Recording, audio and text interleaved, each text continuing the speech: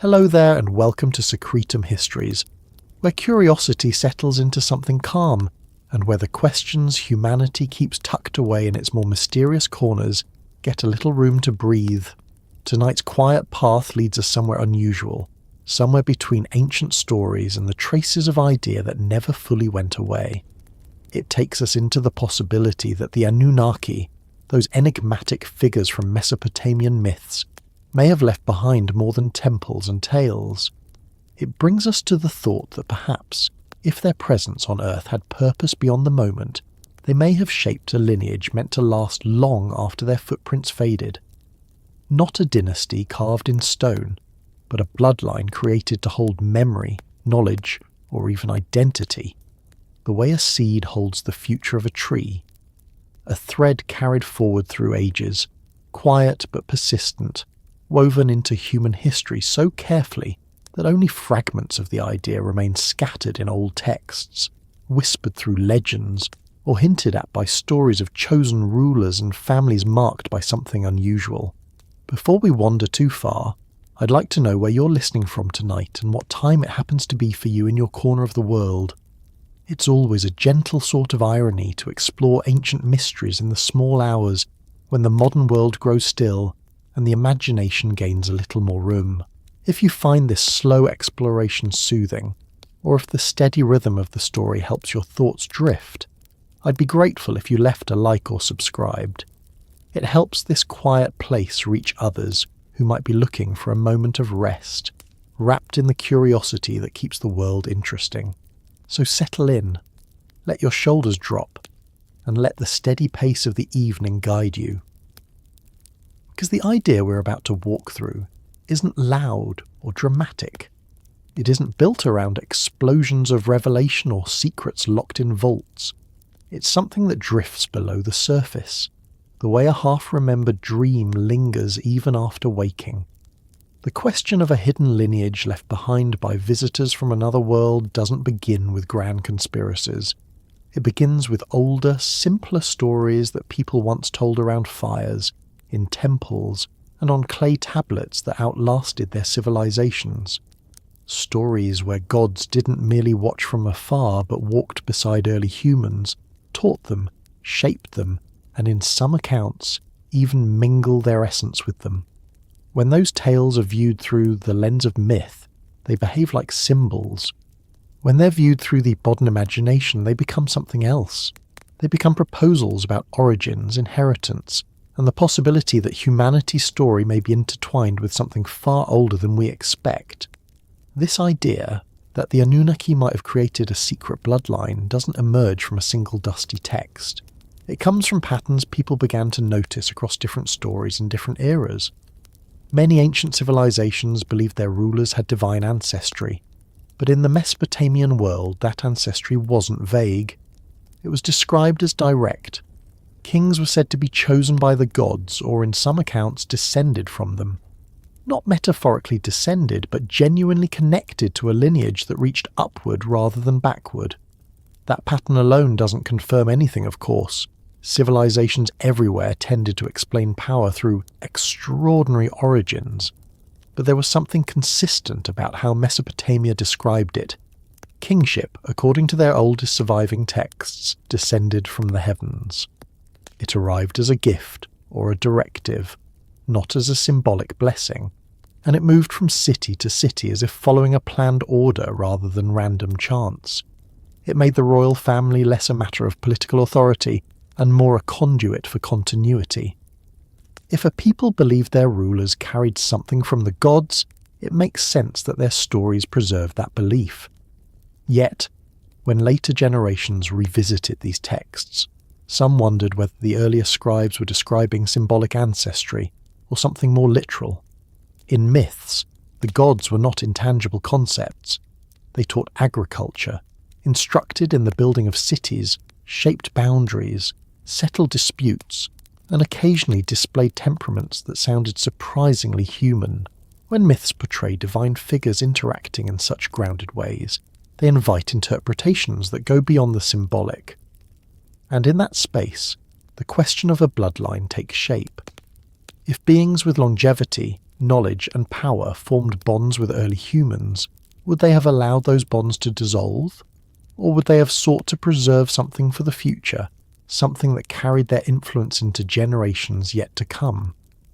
As we drift further into this topic, it helps to understand how ancient people viewed lineage.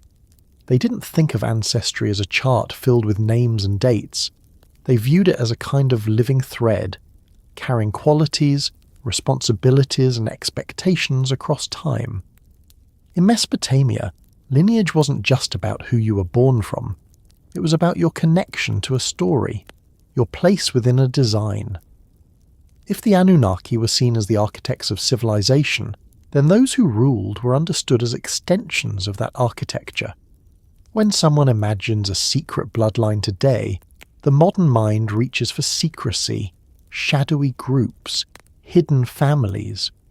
But in the ancient world, the idea wouldn't have been secret at all. It would have been declared. The rulers were expected to embody it. Over time, as myths shifted and civilizations changed, ideas that were once public became obscure. Stories that were once straightforward became tangled, and eventually what was once a visible lineage became interpreted through layers of metaphor and speculation. The modern version of this idea took on new shape in the last century, when researchers and enthusiasts began connecting ancient myths with astronomical theories and early interpretations of Sumerian texts. They noticed references to gods described as coming from the heavens, not in the spiritual sense but in the physical sense, arriving in crafts or descending from above. They connected long lifespans, unusual abilities, and the sudden appearance of sophisticated knowledge with the possibility of advanced beings. And once that door was opened, the next step for some thinkers was natural.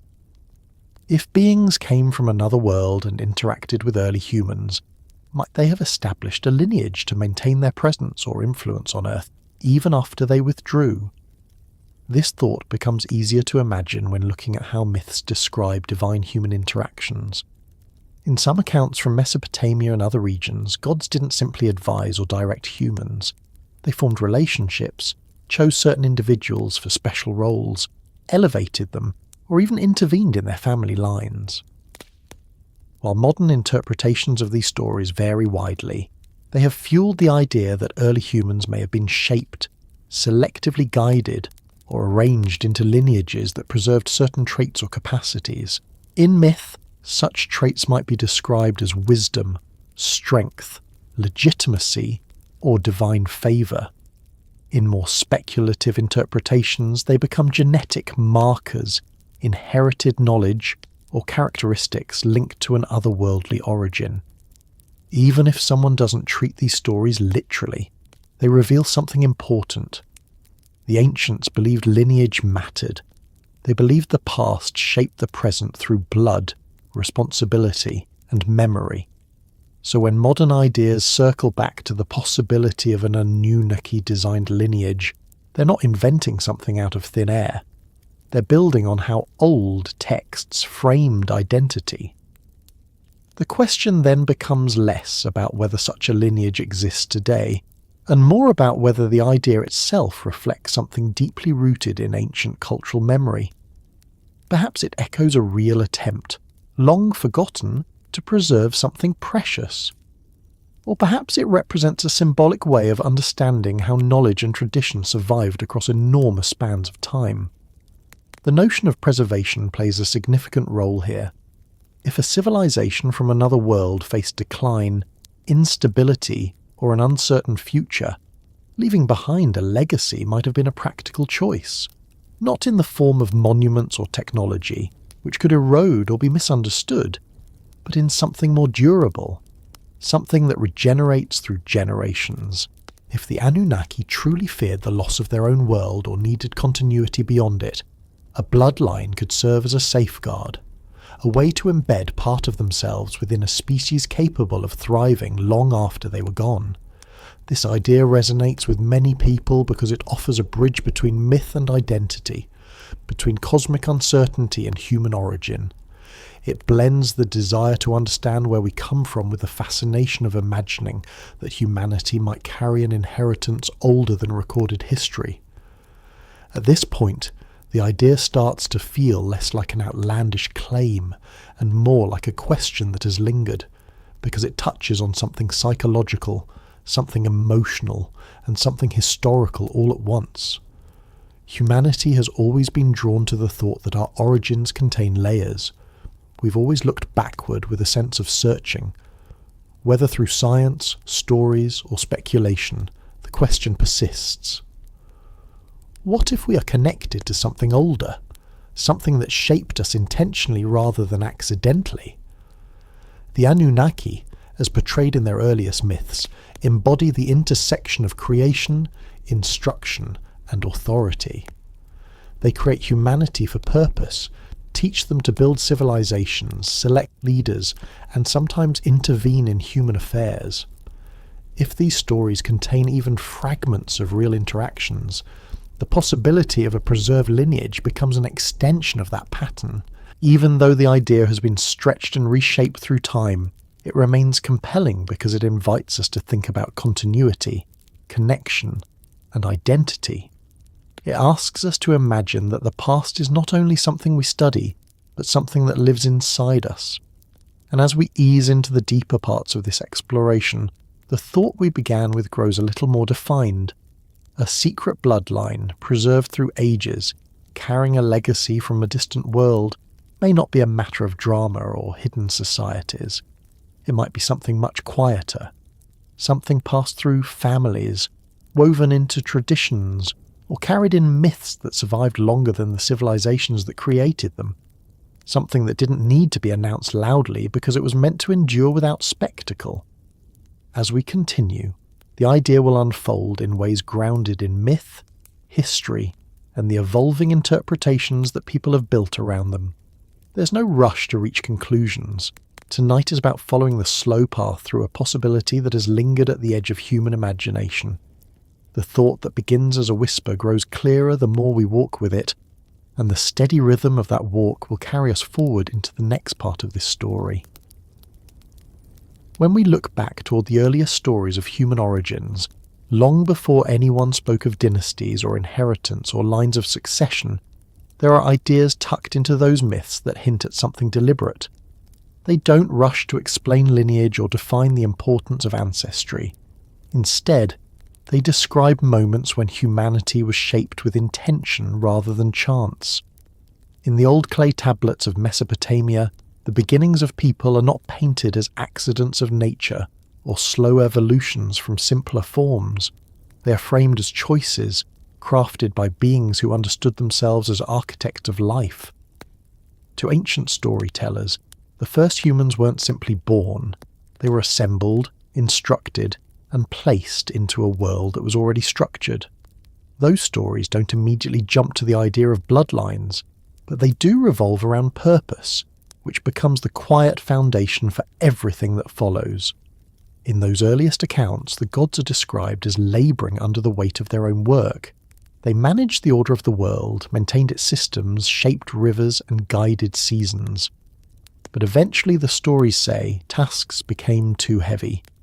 The burden grew so large that some of them grew restless and refused to continue without assistance. In these myths, humanity is introduced as a solution, not simply as a creature born into the world, but as an answer to a problem. A designed helper, made to ease the work of beings who already existed long before humans appeared. When you read these lines in old texts, the tone is surprisingly practical. There is no grand ceremony, no cosmic explosion, no mystical flourish. The creation is described almost like a project, something measured, intentional, and crafted with clear expectations. The process of creation itself varies across versions of the story, but each contains a similar pattern. A mixture of divine essence and earthly material comes together to produce humans. The combination isn't described as symbolic. Instead, it is presented as a literal mixing, a blending of different forms of life. In some accounts, clay becomes the base material, shaped with the precision of craftsmen. In others, divine components are added, something taken from a being who embodied knowledge, authority, or even rebellion. That ingredient, whatever someone chooses to call it, becomes the bridge between the earthly world and the realm of those who shaped it. It gives the new beings not just animation, but awareness, a sense of identity that begins quietly and expands as civilizations rise. When people today revisit these myths, the descriptions can read almost like early attempts to explain genetic engineering. A substance taken from one being combined with another, shaped into something new. Knowledge transferred into a form capable of thought and learning. While the ancients wouldn't have known the vocabulary of modern biology, their stories often feel like a narrative stripped of technical detail, but filled with intent. Those narratives hold the first hints of a planned creation, and with it, the early seeds of something lineage-like, even if that word didn't exist yet. Before lineage could matter, there had to be structure. There had to be the belief that humanity existed because someone willed it into being. In these old accounts, people weren't random or scattered. They had roles, even if those roles were modest at first. They worked the fields, tended the canals, shaped the bricks, and supported the order that was already in place. But the stories go further. They describe humans not only as workers, but as beings capable of holding knowledge passed down from their makers. They learned writing, agriculture, astronomy, medicine, and ritual. These weren't skills that emerged over countless generations. According to the old texts, they appeared quickly once humanity existed. It's the speed of that knowledge that causes some modern thinkers to pause. Not because it proves anything by itself, but because it suggests that humans were designed with a capacity for rapid learning. That capacity is a foundational element in any speculation about a purposeful lineage. If a species was created with abilities beyond what nature would ordinarily grant in such a short span of time, then something in that creation had direction. Something that could one day support the idea of a chosen line or a preserved thread. Long before kings claimed divine ancestry, long before temples recorded genealogies, there was this first idea. Humans were fashioned to carry out tasks the gods no longer wished to manage alone. And once a being is created with purpose, the question of how that purpose is preserved becomes unavoidable. The earliest myths present humanity not as fragile, but as adaptable. They were made to withstand the conditions of a world still shifting, still in flux. The gods in these stories had their own differences, conflicts, and councils. They debated plans, roles, and future outcomes. They made choices that affected both their world and the one growing beneath them. And when they created humans, they did so collectively, often through negotiation. In that collaborative effort, the act of creation becomes something that isn't just functional. It becomes strategic. A species shaped for specific needs, capable of receiving guidance, and expected to develop across generations. Someone reading these stories with a modern eye might spend time debating whether myth can contain fragments of historical memory. But regardless of interpretation, what stands out is how much these old accounts emphasize intent. Nothing is accidental. Nothing is spontaneous. The creation is framed as deliberate. Humans are placed into the world with instructions, taught rituals, and given responsibilities. And when a being is made with such direction, the next step in the story doesn't simply end at existence. It begins stretching toward inheritance, even if the storytellers weren't yet using that word. Before any concept of bloodline emerges, the myths describe the gods as choosing certain humans for particular tasks. Some would become intermediaries. Some would learn to read divine signs. Some would receive knowledge from the gods directly, not for themselves alone, but to share with others. In these early distinctions, you begin to see the first divisions between ordinary people and those who appeared to stand closer to the gods. They weren't yet families or dynasties. They were simply individuals selected for their ability to receive and apply the knowledge given to them. But every selection places a seed. If one person is chosen in a generation, the idea naturally expands to the next. Certain individuals or groups become carriers of understanding, and that slowly becomes something like lineage. The myths describe humans adjusting to their roles, working alongside beings they considered superior, learning through instruction, and gradually taking on responsibilities that once belonged to the gods themselves. Over time, the relationship shifts. Humans become more capable. They learn to manage aspects of life without direct supervision. They build cities with increasing complexity. They form councils, priesthoods, and leadership roles. And in many of these stories, the gods don't vanish completely. They remain as guides, visiting from time to time, observing how their creation grows. When a species begins to advance quickly, the ones who shaped them might consider how their influence will persist, not through constant oversight, but through a design that holds up even when they step away. That type of planning is where discussions of lineage begin, not through the idea of family as we think of it today, but through the idea of continuation. If early humans were created with purpose, then the preservation of that purpose would require something stable, something that moved forward from generation to generation, something that didn't depend on direct intervention. Looking back across the myths, you can see moments that hint at this type of planning. When humans were created, the gods didn't give them random abilities.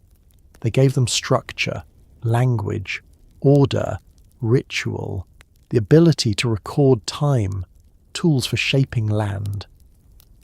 These aren't gifts that vanish when a generation passes. They persist through teaching. They persist through inheritance. They persist through blood. And if someone designing a species wanted their creation to maintain those abilities without constant oversight, they would need to embed something stable within the earliest humans. Not just instructions, but capacity. Something foundational that could be carried naturally and grow with each passing era. The idea of a purposeful creation becomes more interesting when viewed through this lens. A species shaped intentionally must have been shaped with a long view. If the creators didn't plan to remain present forever, they would need a way for their influence to survive. That influence would first appear as skills and knowledge, but over time, once humans began to form families, that influence would shift into something intergenerational. A quiet current running through time. The older stories describe the gods as having long lifespans, even by mythological standards. They don't measure time the way humans do. They experience ages rather than years. This distinction introduces another possibility. If beings with extended longevity created humans, their concept of purpose would be measured differently. A short-lived species might need guidance more often, and if guidance couldn't be constant, a structure capable of preserving the creator's design would become essential. That structure might begin with a single created generation, but eventually become embedded in the way people pass their abilities and responsibilities forward. In these myths, humans weren't created one at a time. They were created as a group, a collective start. But the gods interacted with them individually when needed. These individualized interactions create the first hints of something selective. Not every human met the gods. Not every human received direct instruction. Only some did. That selective contact, even if not described in detail, implies that the gods wanted certain individuals to carry out tasks requiring trust or caution. And over time, the descendants of those individuals would likely inherit not only their roles, but the expectations that came with them. Before lineage had meaning, the seeds of lineage were already planted in these early interactions. A species that began as a group evolved into communities. Those communities developed leadership structures. Those leaders were often chosen based on traits believed to be connected to the gods. As generations passed, certain families carried reputations of having received more guidance or having performed more duties. Those reputations became part of their identity, and eventually, identity becomes inheritance. When someone looks at these myths today, it can be tempting to imagine dramatic or hidden events. But the earliest signs of purposeful design are quiet. They appear in the steady progression of creation, teaching, selection, and adaptation. Humans begin as helpers, become learners, and then evolve into caretakers of knowledge that wasn't entirely their own. In that transformation, the earliest form of lineage emerges. not yet tied to blood, not yet linked to ruling families, but tied to function, to the idea that certain people were closer to the original purpose of the species. As civilizations grew, those early roles became formal positions. Priests, advisors, scribes, and leaders were seen not just as individuals but as carriers of tradition.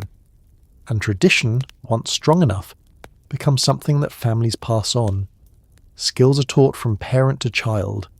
Expectations are inherited without being questioned. Over time, those families become associated with knowledge that appears older than their cities, and somewhere within those associations lies the faint memory of a creation shaped with intention. When the original purpose becomes part of the identity of certain groups, lineage starts to gain significance. The people chosen at the beginning might not have thought of themselves as founders of anything lasting. They were simply fulfilling roles given to them, but their descendants inherited those roles, and each generation added its own layer of meaning. Eventually, the idea of purposeful creation became tied to the idea of continuity. Even before anyone spoke of bloodlines, the earliest humans were already carrying fragments of what would one day be interpreted as heritage. This slow transition from creation to inheritance sets the foundation for everything that follows. The myths don't rush toward dynasties or chosen families.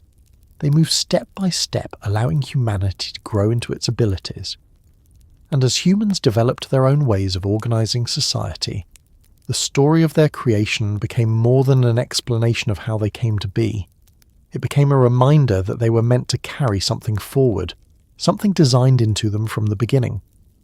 As we continue, the early echoes of intent will expand into clearer patterns, where lineage begins to take form not just as a function of family, but as a deliberate extension of something older than human civilization itself.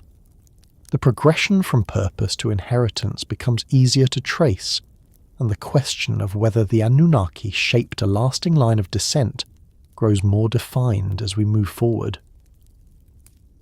As humanity grew into the form the old stories described, something began to shift in the relationship between the creators and the newly made beings. The myths tell us about a moment when the distance between the two groups narrowed, not because humans rose to match the gods, but because the gods began to see value in the things they had shaped. What began as a project to lighten a burden slowly turned into a shared existence.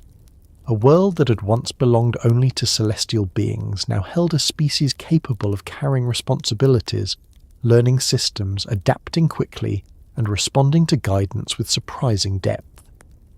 In that blend of origins, the idea of humanity as the children of two worlds took shape. Not fully divine, not entirely earthly, but a combination that carried the traits of both. The earliest people lived in a world still shaped by beings who oversaw the rivers, the seasons, and the boundaries of civilization. These beings were not distant concepts in the minds of the ancient storytellers. They walked in cities, advised leaders, taught skills, and occasionally intervened when humans struggled. The way the myths describe these interactions makes it clear that humans were not meant to be left adrift. They were created with purpose, and the ones who shaped them kept watch for a time. As humans improved their abilities, built cities, and acquired knowledge, the presence of their creators remained woven into everyday life. People brought offerings, asked questions, listened, and waited for responses from figures who seemed to move between two worlds with ease. That mixture of earthly and otherworldly presence meant humans grew up with a dual identity. Their feet stood on soil, but their stories always pointed upward. They were part of their own world, but they were also connected to another place described in myths as distant, luminous, and sometimes troubled. A wandering world, as some later interpretations called it. A place not fixed in the sky, but moving along an unusual path, returning at intervals that spanned ages rather than years. Whether that world was real or symbolic didn't matter to the people who believed they were shaped by its inhabitants. What mattered was the connection. The old stories treat the gods as beings who carried memory from somewhere else. That memory didn't belong to Earth. It belonged to a world whose fate was uncertain, a world whose people needed continuity beyond their own horizon. When they created humanity, they didn't simply give instructions, they shared fragments of their identity, their concerns and their hopes for the future. In those fragments, the idea of a wandering legacy began to take form. In many of the myths, the gods are described as meeting in councils. They debate, argue, and reach decisions that affect humans in lasting ways. Those councils were not just administrative gatherings. They were moments in which the beings from the distant world decided how their presence on Earth would be integrated into the world's growing civilizations. In some accounts, certain gods advocated for closer relationships with humanity, believing that the species they helped create deserved guidance and support. Others preferred more distance, seeing humans as tools meant to fulfill specific roles. Through these differing perspectives, humanity found itself in the middle of a story about identity, purpose, and connection between worlds. When people today revisit these myths, the descriptions of close interaction between gods and humans often stand out. Not just the visits or teachings, but the relationships. Some gods formed strong attachments to specific individuals or specific groups. These attachments weren't framed as divine whims. They were described as bonds with a reason behind them. The idea that a celestial being would become invested in the growth of a human wasn't considered strange in the ancient world. It was part of how people understood the structure of life. They believed humans were created to serve, but also to grow, learn, and fulfill roles that aligned with the designs of the gods. In that dynamic, the gods became mentors, protectors, or, in some cases, partners in shared goals. The interaction wasn't always peaceful. The myths also describe conflicts among the gods, disagreements over humanity's expanding role, and moments when earthly events sparked disputes in the higher realm. But even in those conflicts, humanity remained central.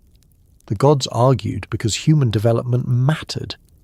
They discussed how much knowledge to give, whether humans should be allowed to advance further, and whether certain tasks should be entrusted to them. In those debates, humanity's role evolved. They were no longer just workers supporting divine needs. They became participants in a larger plan, even if they didn't fully understand the plan themselves.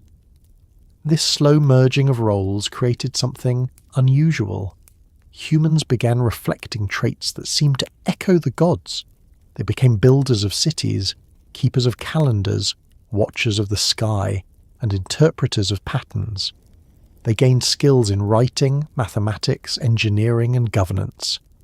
In the myths, these abilities didn't arise by accident. They were taught. When someone teaches and someone learns, the relationship changes. The bond becomes deeper. It stops being purely functional. It becomes generational. That generational exchange forms the first clear sign of humans carrying something that didn't originate on Earth. Not physically, but mentally and culturally. A wandering legacy embedded itself in human thinking. It shaped how people viewed their place in the world, how they organized society, and how they understood time. Many ancient cultures believed that knowledge came from the sky, not in the symbolic way many propose today, but in a direct sense. They pointed upward because they believed their teachers came from above. This perspective remained consistent across centuries, which suggests that the idea of dual origin was deeply rooted in early human consciousness. The wandering aspect becomes more pronounced in myths that describe the gods as beings who did not belong permanently to Earth. They arrived, stayed for a time, and eventually withdrew.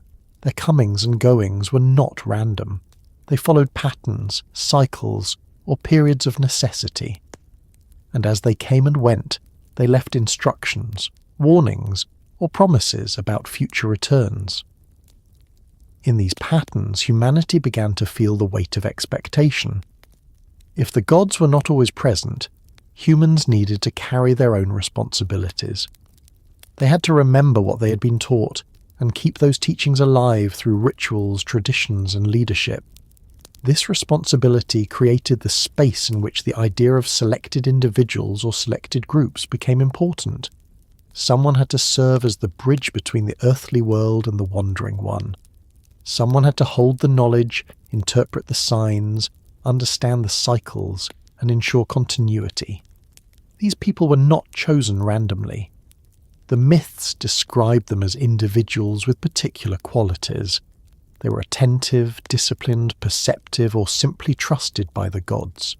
When trust becomes the basis for selection, continuity naturally follows. The chosen individuals often pass their roles to their children or relatives, not because someone declared a formal lineage, but because knowledge and responsibility are easier to transfer within families. Over time, this simple pattern, learning, teaching, inheriting, created something much larger. Humans started to view certain families as holders of special roles.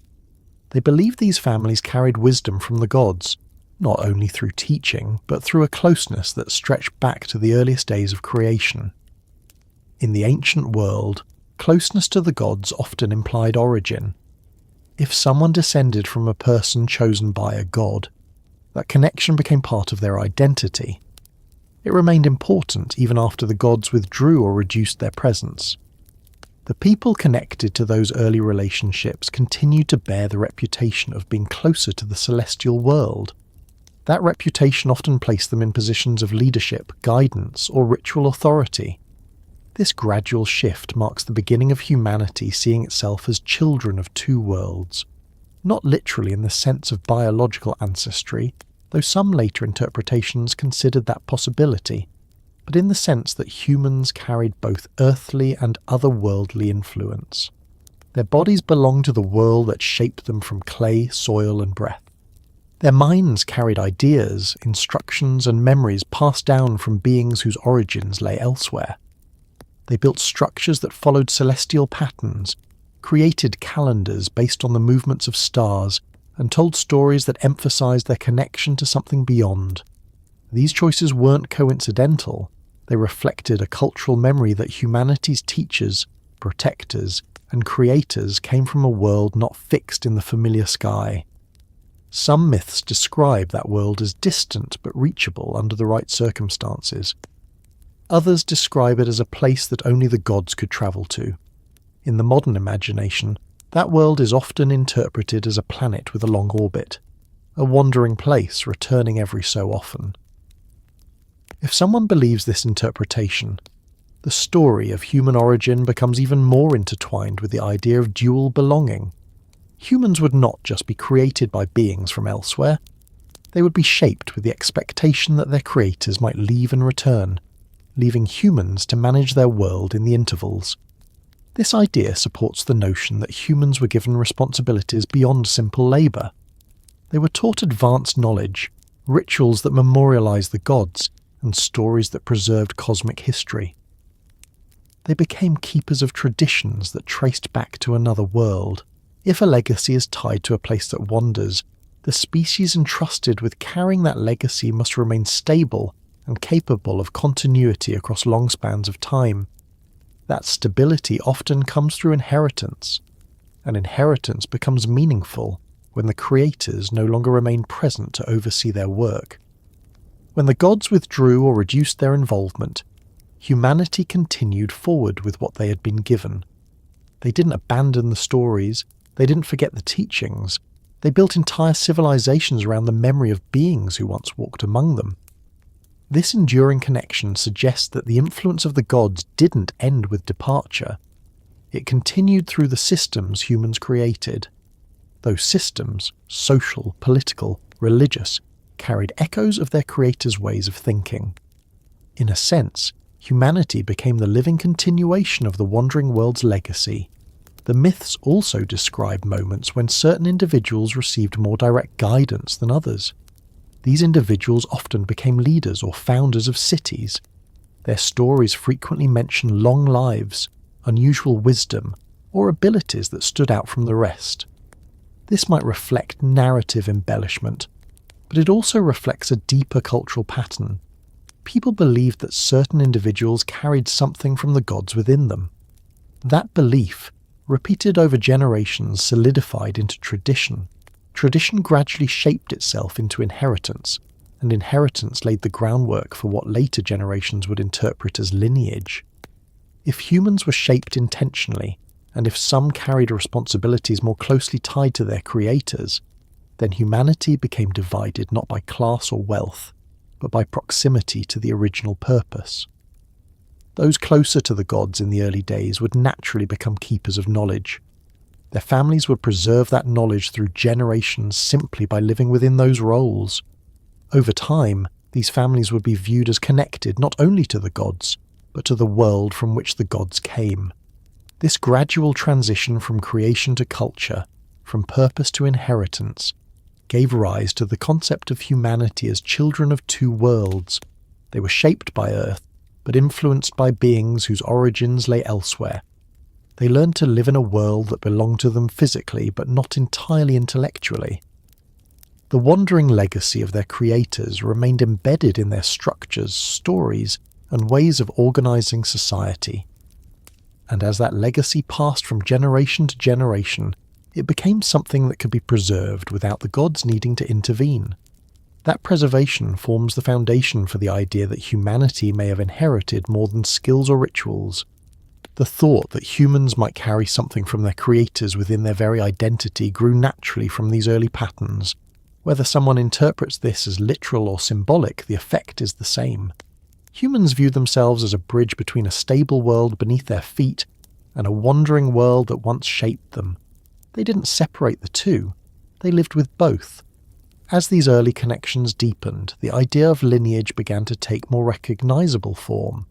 Families who carried responsibility or knowledge felt tied not only to their own ancestors, but to the beings who taught their distant predecessors. In this environment, it isn't difficult to see how later generations might imagine a more deliberate continuation, a line preserved, guided, or selected to carry the legacy of a wandering world. And as humanity expanded, those ideas followed, shaping cultures, beliefs, and the ways people understood their origins. The story of two worlds, once simple and practical, grew into something more structured, setting the stage for interpretations that would emerge long after the myths were first written. As we continue, the space where purpose shifts into design becomes clearer, and the question of which families carried which memories becomes more connected to the broader patterns of early civilization. As humanity moved further into the world the gods had shaped, the patterns of daily life grew more stable. Cities rose, canals stretched across farmland, temples recorded the passing of seasons, and rituals helped people remember their origins.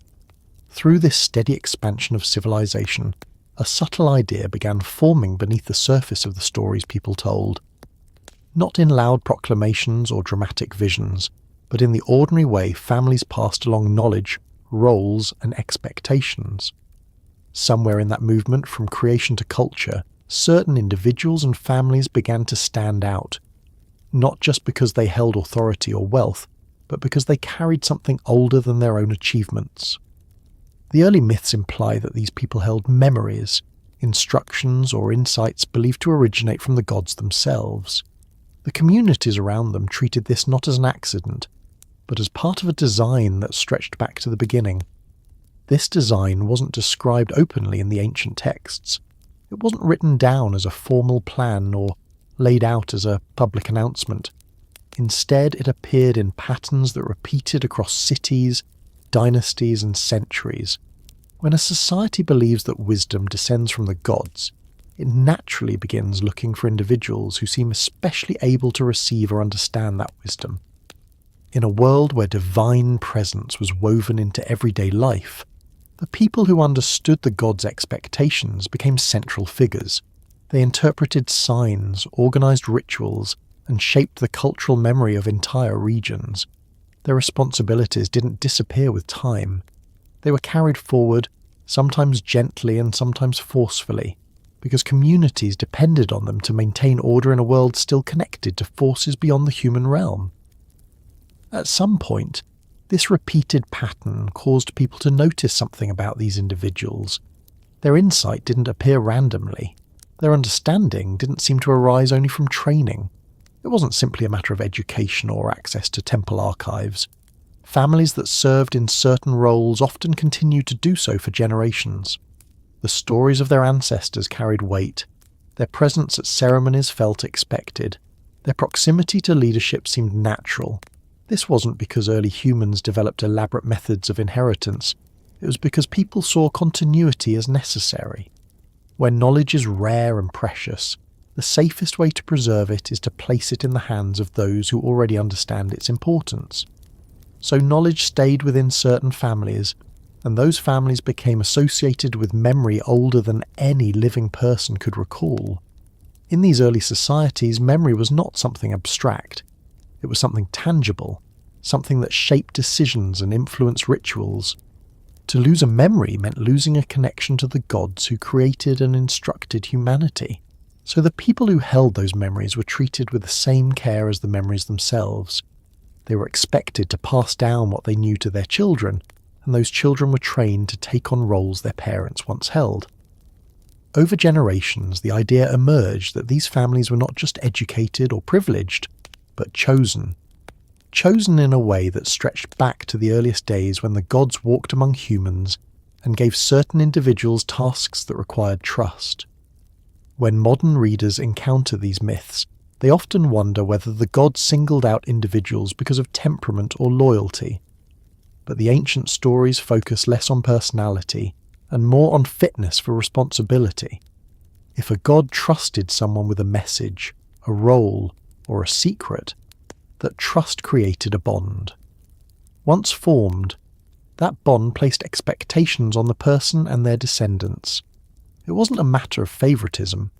It was a matter of continuity. The gods needed humans who could maintain the structure they introduced. And when structure depends on knowledge, knowledge naturally becomes something to pass along carefully. This is where the first hints of cosmic memory emerge. Not cosmic in the sense of celestial bodies or grand astronomical revelations, but cosmic in the sense of memory that didn't originate entirely from Earth. The gods brought their own past with them. They carried experiences from another world, another environment, another set of struggles and solutions. They acted not only as creators, but as bearers of a legacy older than humanity itself. Some of that legacy became embedded in the instructions they gave humans. Some became part of the rituals and stories shaped by early civilizations. But some, according to later interpretations, may have been preserved more personally in individuals chosen to continue that legacy long after the gods withdrew. This idea isn't stated outright in the old texts, but it appears in the way people describe their rulers. They didn't simply name kings or leaders. They described them as links between the earthly world and the realm of the gods. They believed their rulers possessed insight that ordinary people could not acquire on their own. That insight wasn't always framed as wisdom. Sometimes it appeared as unusual intuition, heightened perception, or the ability to interpret signs from the sky or the natural world. These abilities were connected to their lineage, not their training. And when a quality becomes tied to lineage, the lineage itself becomes valuable. Over centuries, this belief solidified into a quiet assumption that certain individuals carried something ancient within them. Not something mystical in the dramatic sense, but something grounded in memory, a line of thought, a way of understanding, a pattern of interpretation that felt older than their own lives. Even when societies changed and new powers rose, the belief persisted. Whether it was the Sumerian kings, the Akkadian rulers, the priests of specific temples, or the scholars who preserved astronomical knowledge, each group held on to traditions that traced back to interactions with the gods. They didn't claim personal brilliance, they claimed inheritance. As cultural continuity strengthens, interpretations begin to expand. Some later thinkers believed these families carried physical markers of their connection to the gods. Others believed the connection was intellectual or spiritual. But regardless of interpretation, the central idea remained the same. Certain people were chosen early on to hold memories brought from another world. They didn't create those memories themselves, they inherited them, and inheritance becomes lineage when enough time passes. This quiet design had a practical purpose. If the gods were not permanent residents of Earth, they would need humans to maintain their systems. They would need people who could tend to rituals, interpret astronomical patterns, and uphold the social order they had set in motion. To accomplish this, they would choose individuals capable of absorbing the necessary knowledge quickly. Once chosen, those individuals would teach their children, and the continuity would flow naturally. Over generations, the descendants of those early students would begin to appear as carriers of something more consistent than ordinary cultural memory. They held patterns of thought, behaviour, or understanding that others recognised as ancient. And because those patterns were recognisable, they became attributed to the gods rather than to chance. The stories that describe humans interacting with the gods often highlight individuals who demonstrate unusual resilience, intelligence, or clarity. Modern interpretations sometimes view these stories as symbolic depictions of human excellence, but within the context of the myths, the traits are portrayed as inherited, not in the modern genetic sense, but in a way that made sense to their worldview. If someone's ancestor had been chosen by a god, the qualities that God valued would continue in the family. Those qualities were the earliest forms of cosmic memory. The phrase itself may seem large, but its meaning is straightforward. Cosmic memory refers to any knowledge that comes from beyond the ordinary human experience. In the ancient world, this meant knowledge given by the gods, knowledge about creation, order, the movements of stars, the shaping of cities, and the purposes behind rituals. Long before someone attempted to categorize or analyze these ideas, people simply saw them as memories from the gods preserved through human families. This preservation created expectations. The families believed to carry such memory were expected to serve as guides. They interpreted omens, directed construction projects, advised leaders, and maintained rituals. The communities depended on their insight because they believed it connected them to the gods' intentions. And this dependence created an unspoken agreement. As long as these families preserved the memory, the community would support them. That support allowed the memory to survive even when the world changed around them. As generations passed, these families became known not just for their roles, but for their enduring connection to the ancient past. Even when the gods were no longer seen walking through cities or teaching directly, people trusted the descendants of those who had once stood near them, and that trust turned into tradition, which then turned into lineage. The bloodline itself became the vessel for memory. Not memory written on tablets or carved into stone, but memory woven into identity. The idea that a person could carry a story older than their civilization was powerful. It gave people a living link to the time when gods shaped humanity. This living link supported stability in a world where change was constant. With floods, wars, droughts, and shifting political powers, societies needed anchors. Families believed to preserve cosmic memory provided those anchors. Their knowledge allowed cities to rebuild, adjust rituals after disasters, maintain calendars, and interpret unusual events. In many ways, they functioned as custodians of continuity. Without them, cultures feared they might drift away from the order established by the gods. Some later civilizations expanded this idea even further. They believed that certain bloodlines didn't just hold memory for practical reasons. They believed these lines existed because the gods intended their own legacy to survive through them.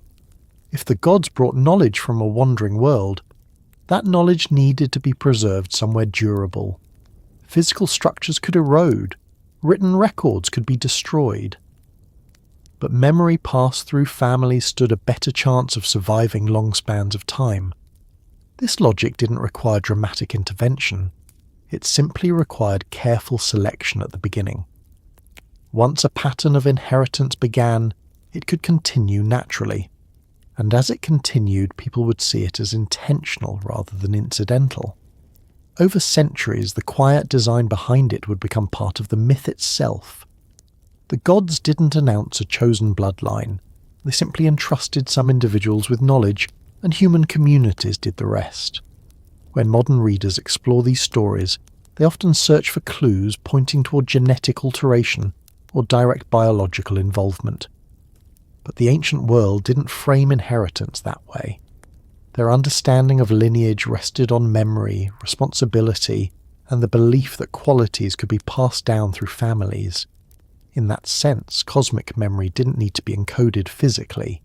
It only needed to be preserved intentionally. Even so, some myths describe moments when the gods infused life or essence into humans in ways that later interpreters view as more than symbolic. In some accounts, blood, breath, or divine substance is used in the creation process. Whether literal or metaphorical, these elements support the belief that humans carried something from their creators, and if something was present from the beginning, it would be present in the descendants as well. This brings the idea of purposeful bloodlines into sharper focus. If certain individuals were present at the moment of creation, or closely involved in early guidance, their descendants would naturally be viewed as inheritors of the original design. Communities would treat them differently, not out of favoritism but out of necessity. They held the memories that connected the present to the past. Over time, these families became associated with leadership. Not leadership based solely on power, but leadership based on continuity. They became the interpreters of signs, the observers of cycles, and the keepers of knowledge that linked humanity to the gods. Even as societies expanded and new leaders rose, the idea that some families held ancient insight persisted. This persistent belief laid the foundation for later interpretations that the gods had created not just humanity, but specific lines within humanity to preserve their legacy, a quiet design rather than a public declaration. A design that didn't need to be explained or defended because time itself reinforced it. Generations passed, and each generation confirmed what the previous one believed. Certain families carried something ancient, something that didn't belong entirely to Earth, something that helped civilization endure. As humanity continued to grow and develop, the importance of these families became more pronounced. Their presence offered reassurance that the teachings from the gods had not been lost. Their continuity allowed cultures to feel connected to their origins even when the world around them changed. And as those changes intensified, the belief that certain bloodlines preserved cosmic memory deepened, setting the stage for more elaborate interpretations in the ages that followed. As later generations looked back on the earliest days of humanity, the memories of direct interaction with the gods faded into stories. Those stories were written onto clay tablets, carved into stone walls, pressed into artifacts, and retold in ceremonies meant to remind communities of their origins.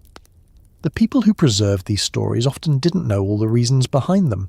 They simply repeated what had been taught, added what they had observed, and trusted that the old knowledge mattered.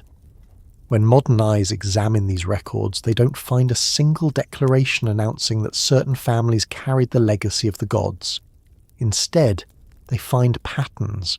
Those patterns appear quietly, often unnoticed unless someone looks at them with patience.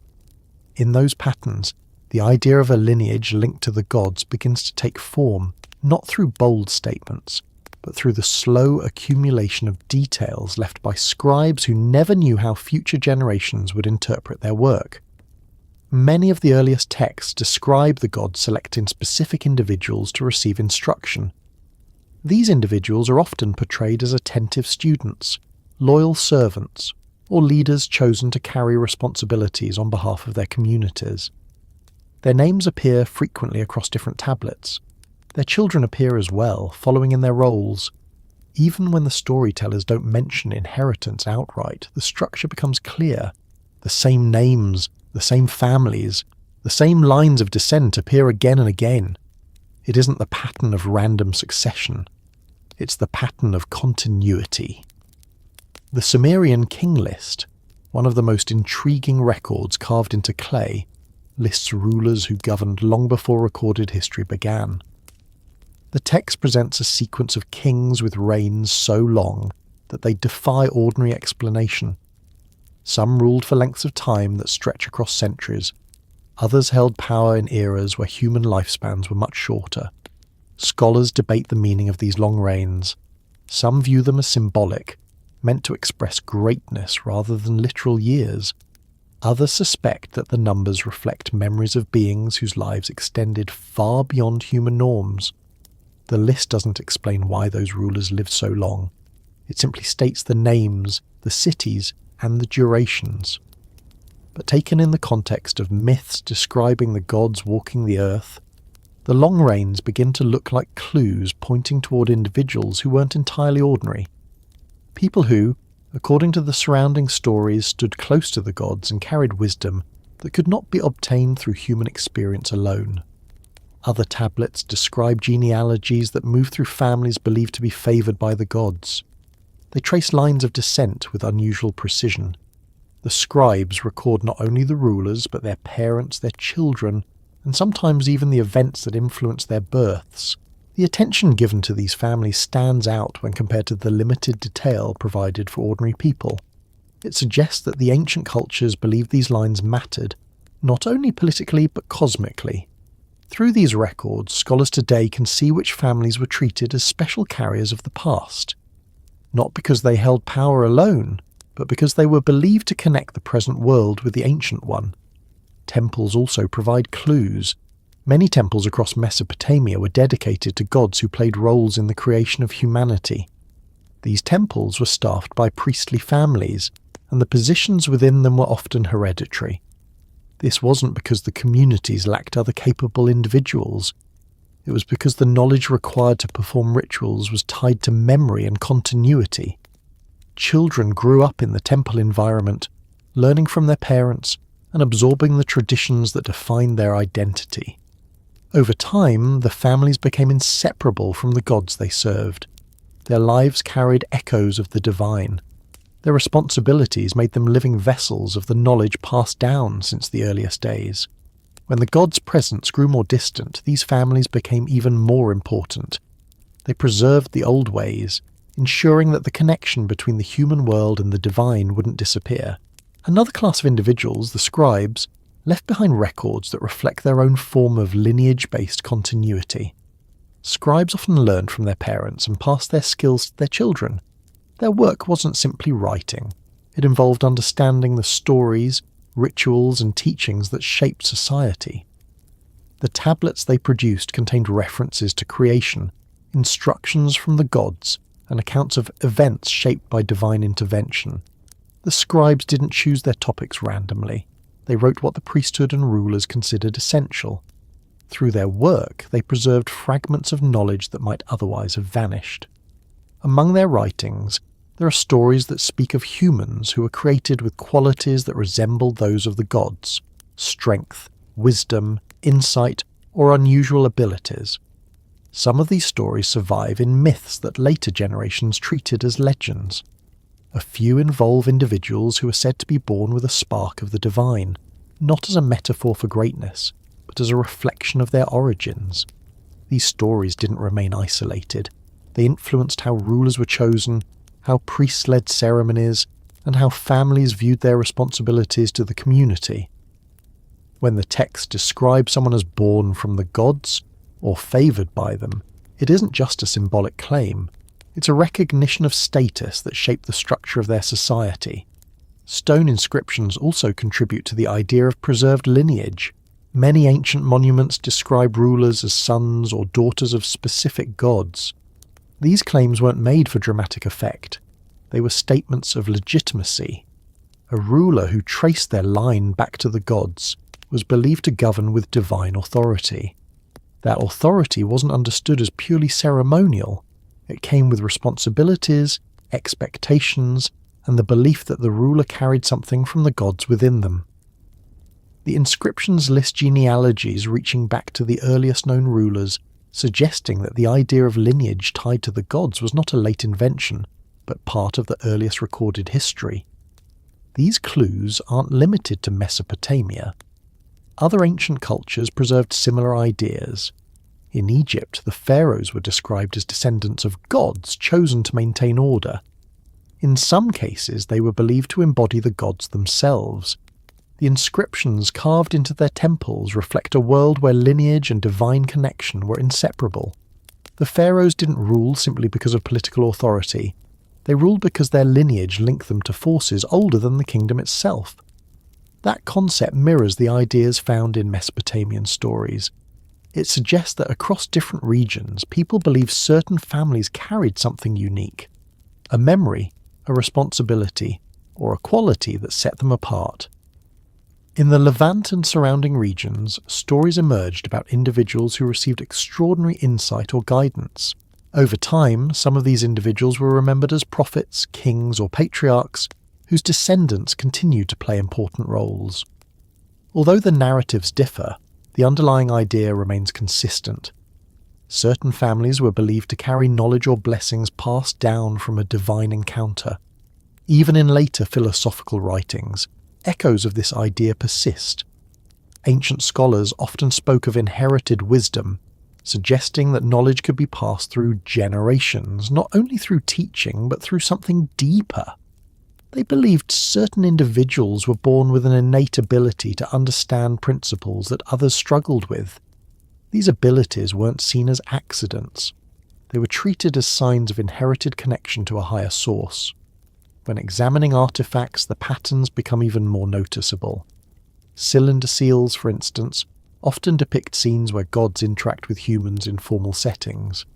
These images show individuals standing before divine figures, receiving symbols of authority.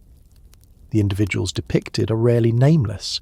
They belong to known families whose descendants continue to appear in later inscriptions. This continuity suggests that the relationship between gods and humans wasn't viewed as a one-time event. It was seen as an ongoing connection that extended through families recognized for their roles in shaping civilization. Some seals depict gods handing over measuring rods, styluses, or tools associated with creation and order.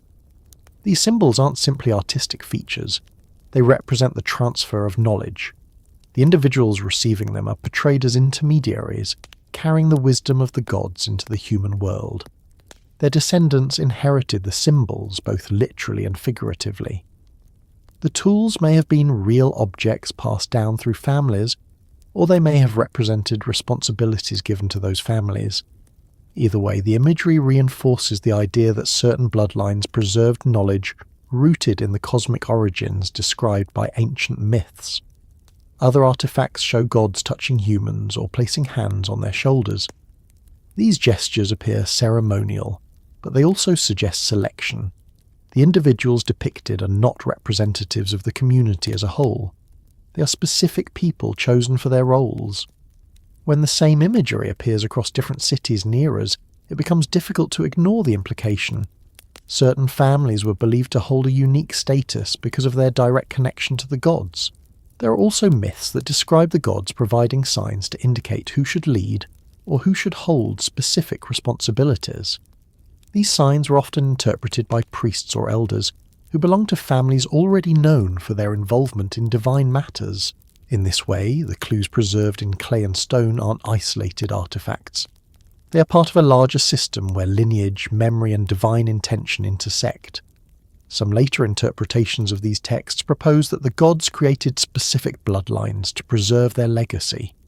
Whether that legacy was knowledge, identity, or something more physical depends on how someone reads the myths. But the consistent patterns, families chosen for leadership, roles passed through generations, inscriptions linking rulers to gods, support the idea that lineage mattered deeply in ancient societies. It mattered because people believed that certain families carried something from the gods within them. Even when kingdoms fell and new powers rose, the idea persisted. People continued to trace their ancestry back to divine origins. They continued to view lineage as a marker of authority and insight, and they continued to preserve genealogies that linked them to eras when gods and humans interacted more directly. These genealogies weren't simply records of ancestry. They were evidence of continuity that stretched back to the beginning of civilization.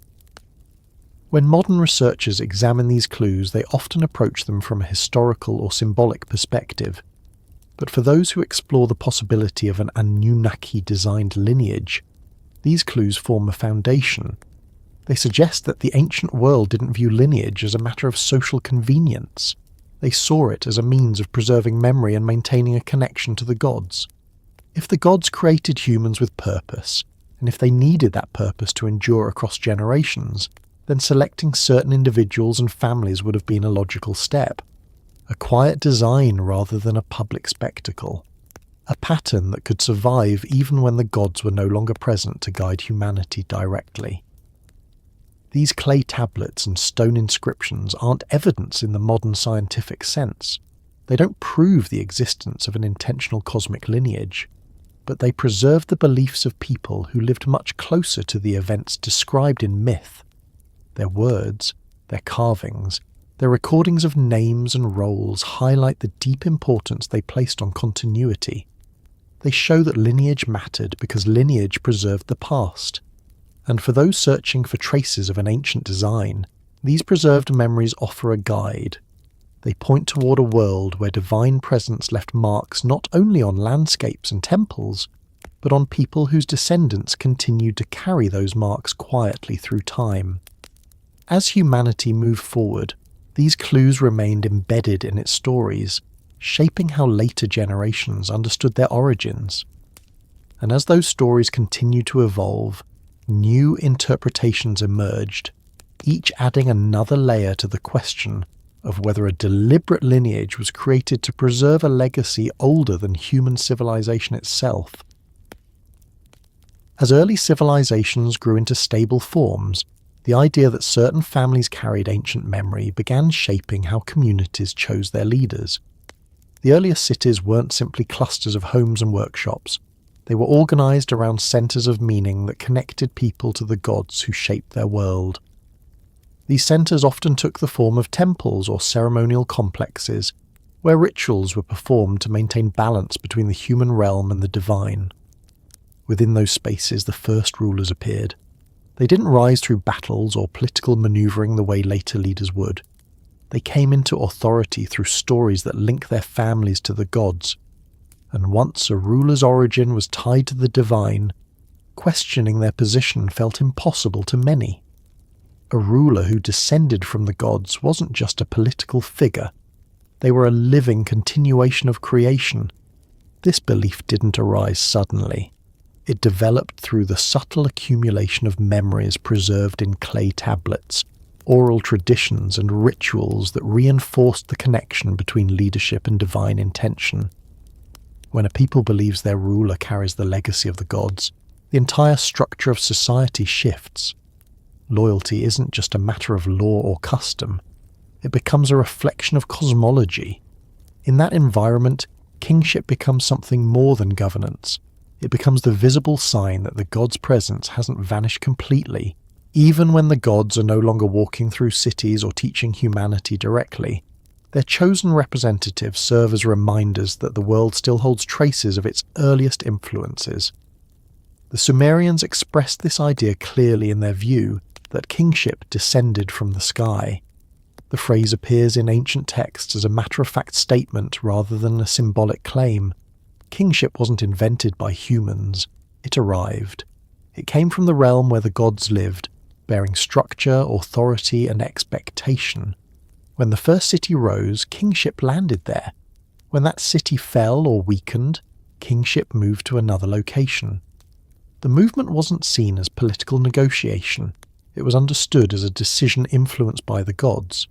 The people who witnessed these transitions didn't imagine themselves as the creators of their own leadership. They believed they were following patterns established long before humans existed. This perspective shaped how dynasties formed. A dynasty wasn't simply a sequence of rulers within a single family. It was a family that carried a thread no one else possessed. That thread connected them to the world of the gods. Their authority wasn't granted by the people. It was inherited through a line believed to originate far beyond human reach. When a ruler died, their successor wasn't seen as stepping into a political office. They were seen as continuing a cosmic role. The families at the center of these dynasties became custodians of memory, tradition, and authority all at once. Their legitimacy couldn't be debated because it wasn't derived from the human world. The idea of kingship from the sky also shaped how communities responded to crises. When drought struck, when enemies approached, or when disease spread, people didn't simply turn to their leaders for practical solutions. They looked to them for signs. A ruler with divine ancestry was expected to interpret events in light of the gods' intentions. Their presence reassured the community that the connection to the divine still held. Even failure didn't break that trust immediately. People believed that setbacks occurred because of collective shortcomings or temporary displeasure from the gods, not because the ruler lacked authority. These beliefs created an environment where dynasties became essential. A king whose origin traced back to the gods represented the continuity of creation. Their children, raised within the rituals and teachings of the priesthood, were prepared from an early age to carry responsibilities that reached beyond ordinary human experience. They learned not only governance but also the interpretation of omens, the timing of festivals, and the language of rituals. In many ways, they were treated as the physical bridge between Earth and the celestial world. Their lives followed patterns designed to reinforce this role. They weren't raised as individuals seeking personal ambition. They were raised as vessels for history. Inscriptions across Mesopotamia repeatedly describe rulers using phrases that emphasize their connection to the gods.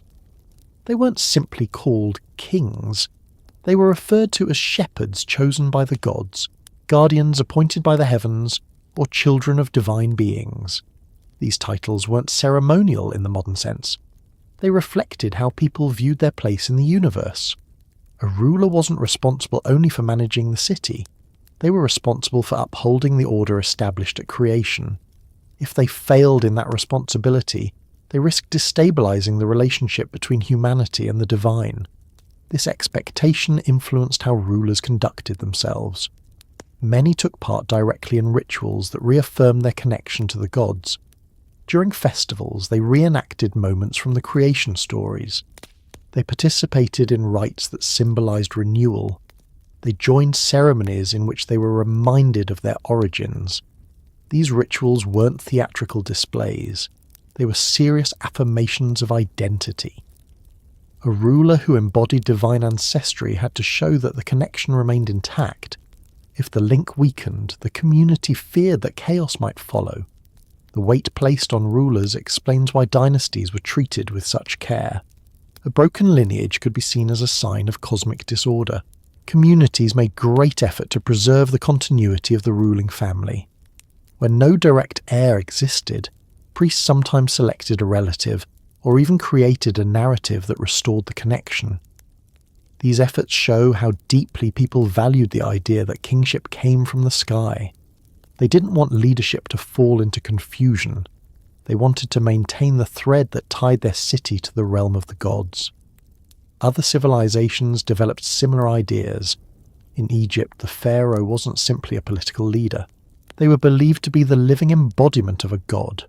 Their lineage carried the authority required to maintain balance across the land.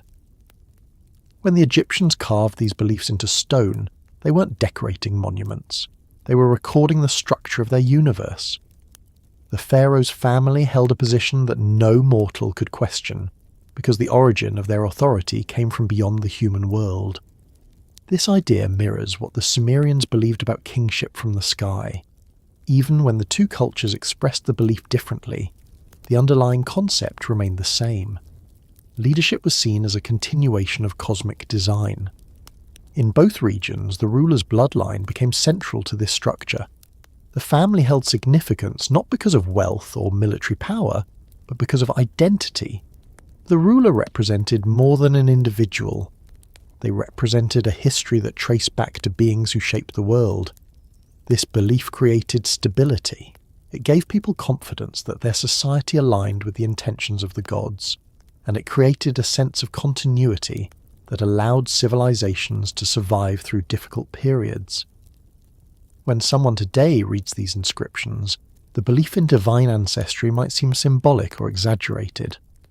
But when placed within the worldview of the ancient people, the belief becomes practical. It allowed societies to organize themselves around a structure they believed reflected the deepest truth of their existence. If the gods created humanity for a purpose, then the rulers who carried their legacy provided the guidance needed to fulfill that purpose. This brings us back to the question of lineage.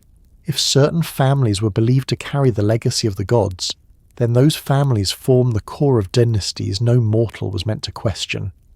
Their authority was rooted in origins that stretched beyond the human world.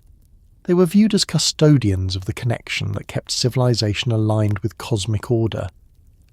When modern interpretations propose that the Anunnaki created a specific lineage to preserve their legacy, they aren't introducing a foreign idea.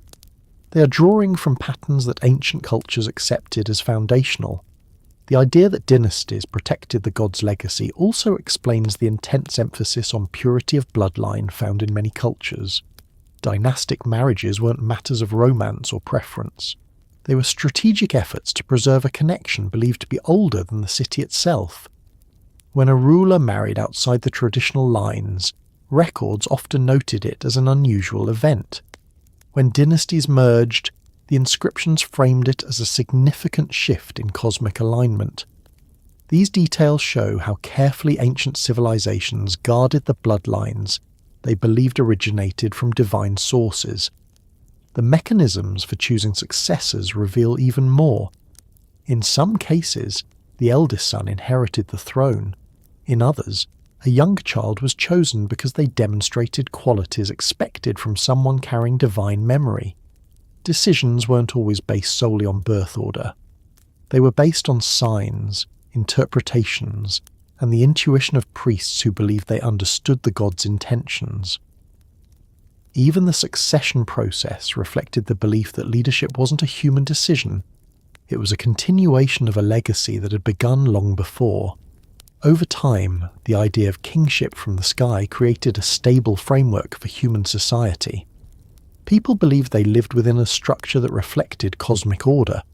Their rulers didn't simply govern. They embodied the link between the human world and the realm of the gods.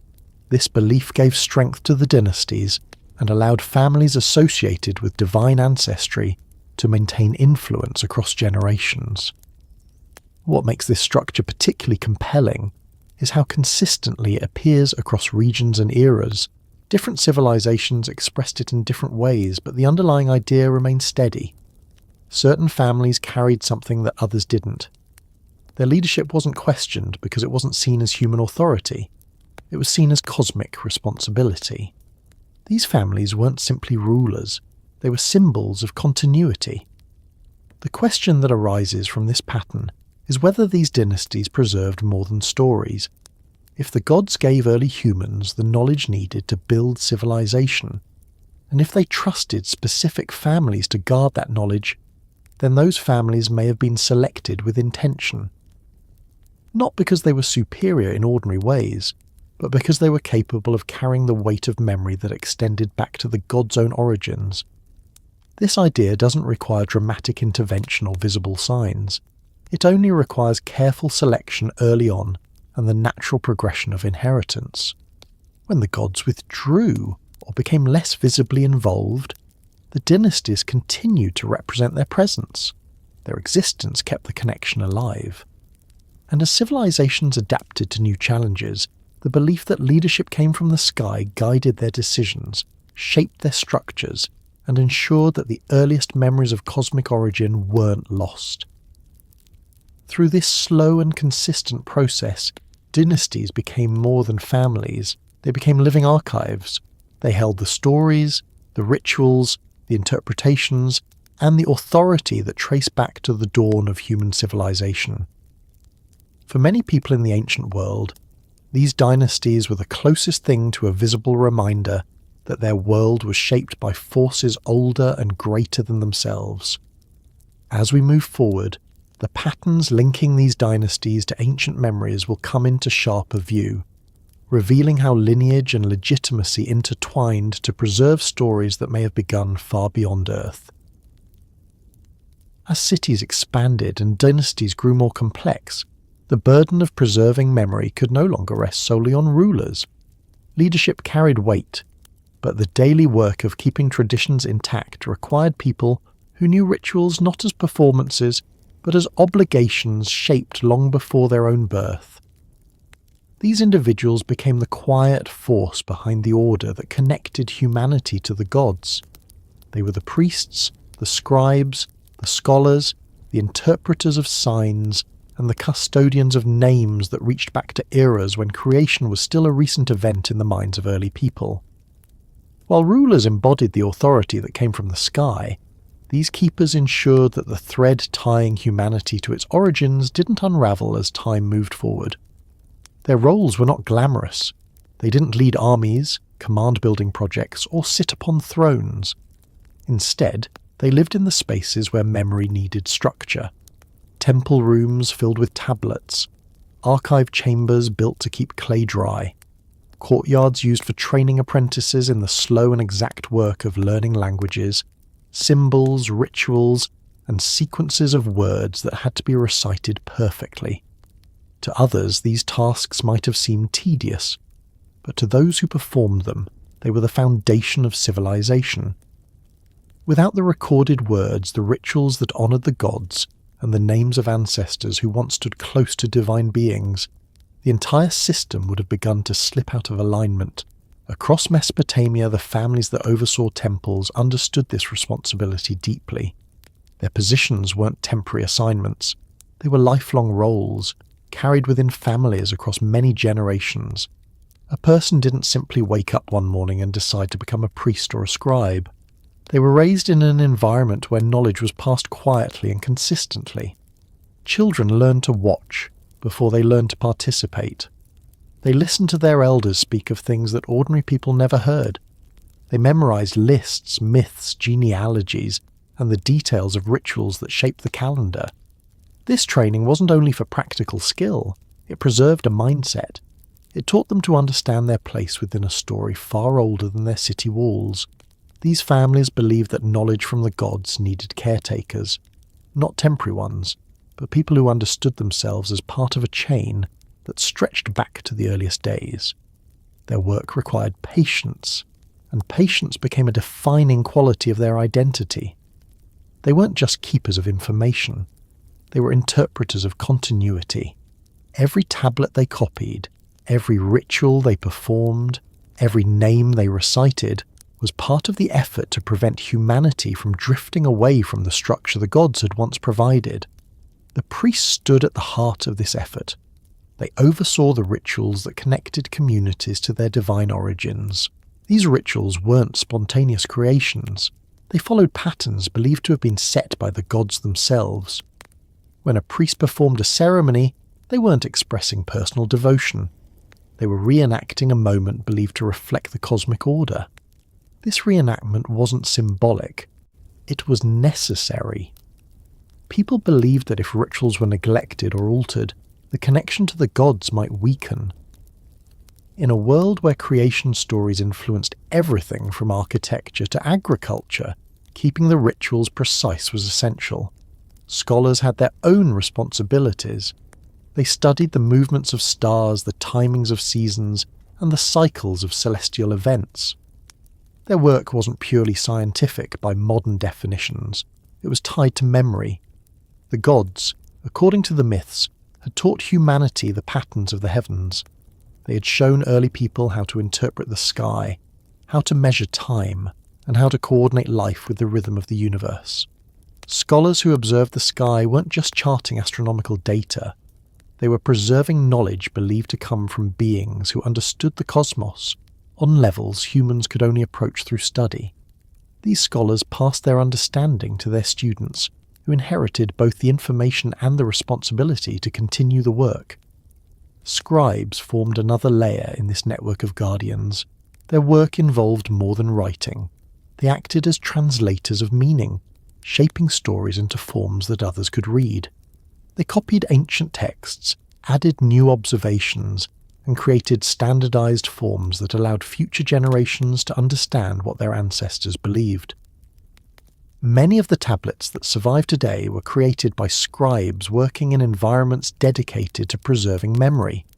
These tablets are filled with names, genealogies, hymns, instructions, and records that reveal how important continuity was to ancient societies.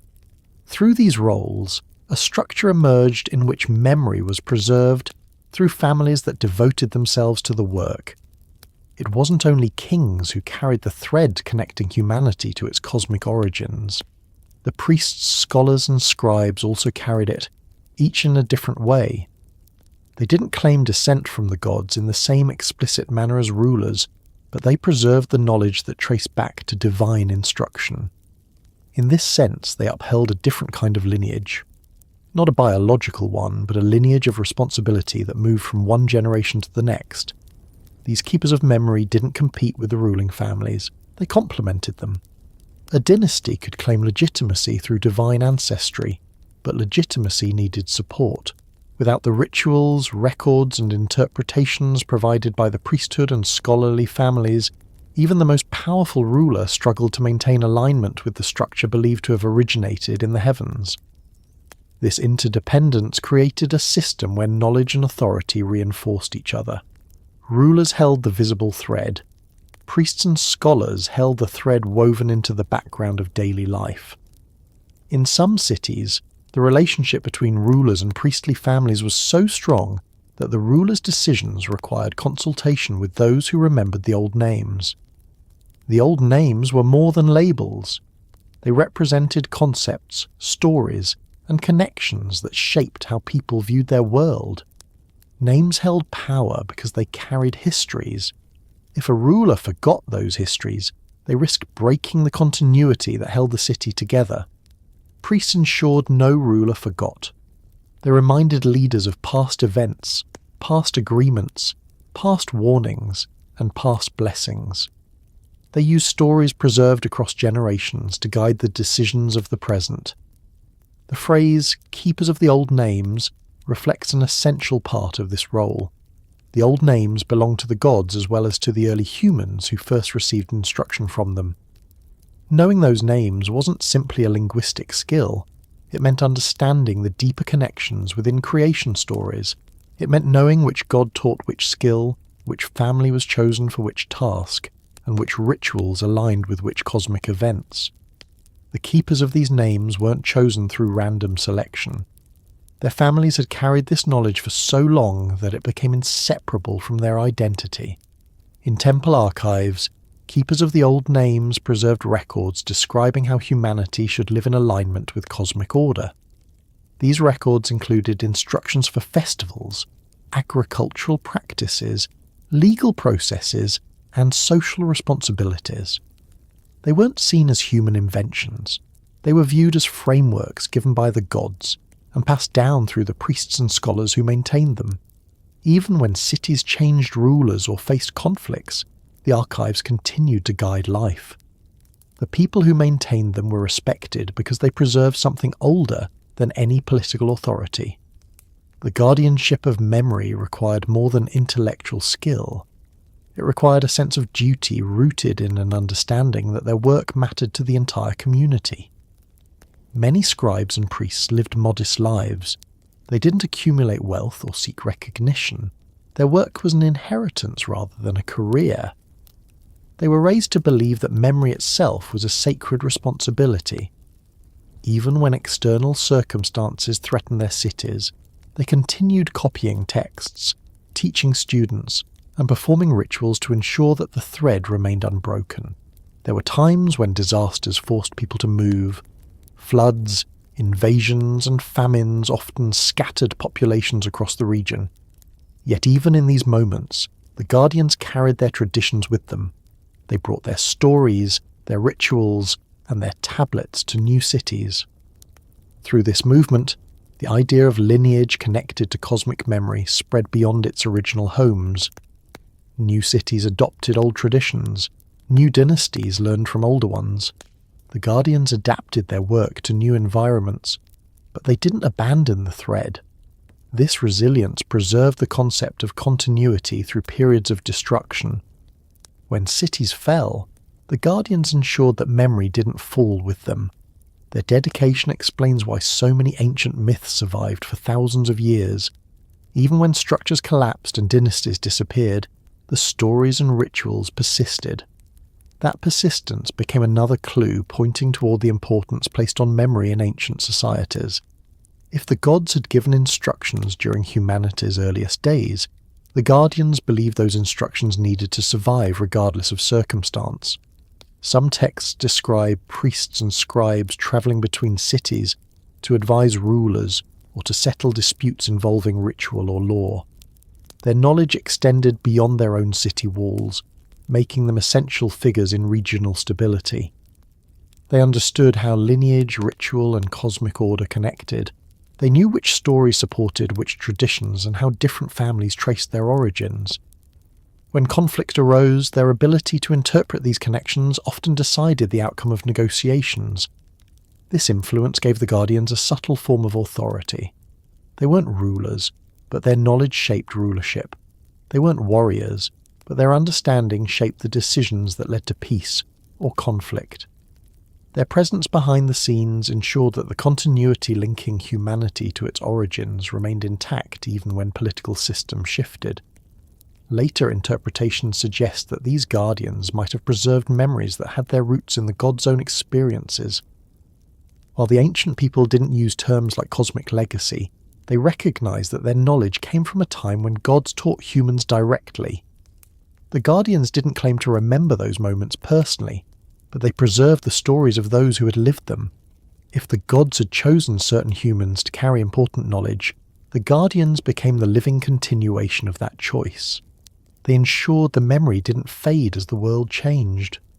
The presence of these guardians also helps explain how certain families maintained influence over long periods.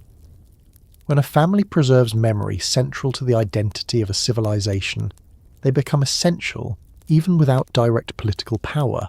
Their authority stems from knowledge rather than force, and in societies built on divine origin stories, knowledge is the strongest thread connecting people to their past. In this sense, the guardians of the thread become part of the broader idea that humanity may have inherited more than physical attributes from its creators. The preservation of old names, stories, and rituals suggest that part of humanity's legacy involves remembering the intentions behind its creation. Whether or not someone believes in literal divine ancestry, the structure created by the Guardians reflects a deeper truth about ancient civilization. They believed that memory itself held cosmic significance. They believed that forgetting the origins of humanity would break the connection between Earth and the sky. As centuries passed and new powers emerged, the Guardians continued their work. Their influence didn't diminish. If anything, it grew stronger as people relied on their knowledge to navigate a world filled with uncertainties. Their dedication created a chain of continuity that extended across civilizations, carrying the old names and the old stories further than the original creators might have imagined. As we move forward, the connection between these guardians and the families tied to divine origins becomes clearer, revealing how both groups played distinct roles in preserving the legacy rooted in humanity's earliest experiences with the gods. As ancient civilizations preserved their stories and rituals, they also preserved a kind of curiosity that has followed humanity into the present. People have always wanted to understand where they come from. They have looked backward through myths, traditions, and genealogies, hoping to find coherent paths that lead from the past into their own lives. And in more recent centuries, that curiosity has expanded into the sciences, adding new tools to questions that once belonged only to priests and storytellers. When someone today looks at the possibility of a lineage shaped by the gods or by beings from another world, they often approach it through two lenses. One lens studies the myths and symbols carried through old stories. The other looks into genes, migrations, and the structure of biological inheritance. These lenses don't always align, but when placed together, they reveal an unexpected puzzle that has intrigued researchers, scholars, and theorists across a wide range of disciplines. The myths describe direct intervention in early human history. They show gods shaping humanity, teaching them, and selecting individuals or families to carry specific responsibilities. These stories don't attempt to hide the connection between divine and human origins. They speak openly of creation, instruction, and the blending of earthly material with something that didn't originate on Earth. To the ancient people, these claims weren't extraordinary. They were simply part of how the world worked. But as time moved forward and scientific methods emerged, the modern understanding of ancestry began tracing humanity's story through bones, remains, and genetic markers rather than through the memories of myth. When genetic research expanded in the last century, scientists uncovered patterns that describe how humans migrated, adapted, and diversified. Many of these patterns aligned with archaeological findings. Others raised questions that didn't have easy explanations. Some lineages appear unusually old, surviving through bottlenecks and dramatic shifts in population. Some groups retain markers that suggest unique ancestry, not clearly connected to surrounding populations. And some traits appear earlier than expected, showing up in ancient remains without clear evolutionary precursors. These puzzles don't confirm anything about myths, but they don't dismiss them either. They simply leave space for questions that don't fit neatly into scientific models. The oldest myths often describe humanity as being created in a moment, not over long spans of evolution, but through intentional action. They describe the mixing of divine essence with earthly matter, resulting in humans who possessed both physical form and the ability to learn quickly. Scientists, however, see a long timeline. They analyze mutations, natural selection, and generational changes. Yet even within that framework, they find moments that seem abrupt. The sudden expansion of brain size, the rapid emergence of symbolic thinking, the appearance of advanced tool-making skills in relatively short spans of time. These changes don't contradict the scientific model, but they raise eyebrows because they don't follow the slower pace expected from natural processes. When someone looks at these developments alongside ancient creation stories, they may wonder if the myths are attempting to describe events that left subtle marks within human biology. Those marks wouldn't present themselves as something supernatural. They would appear as unusual bursts of complexity, rapid adaptation, or the formation of traits that allowed humanity to advance quickly.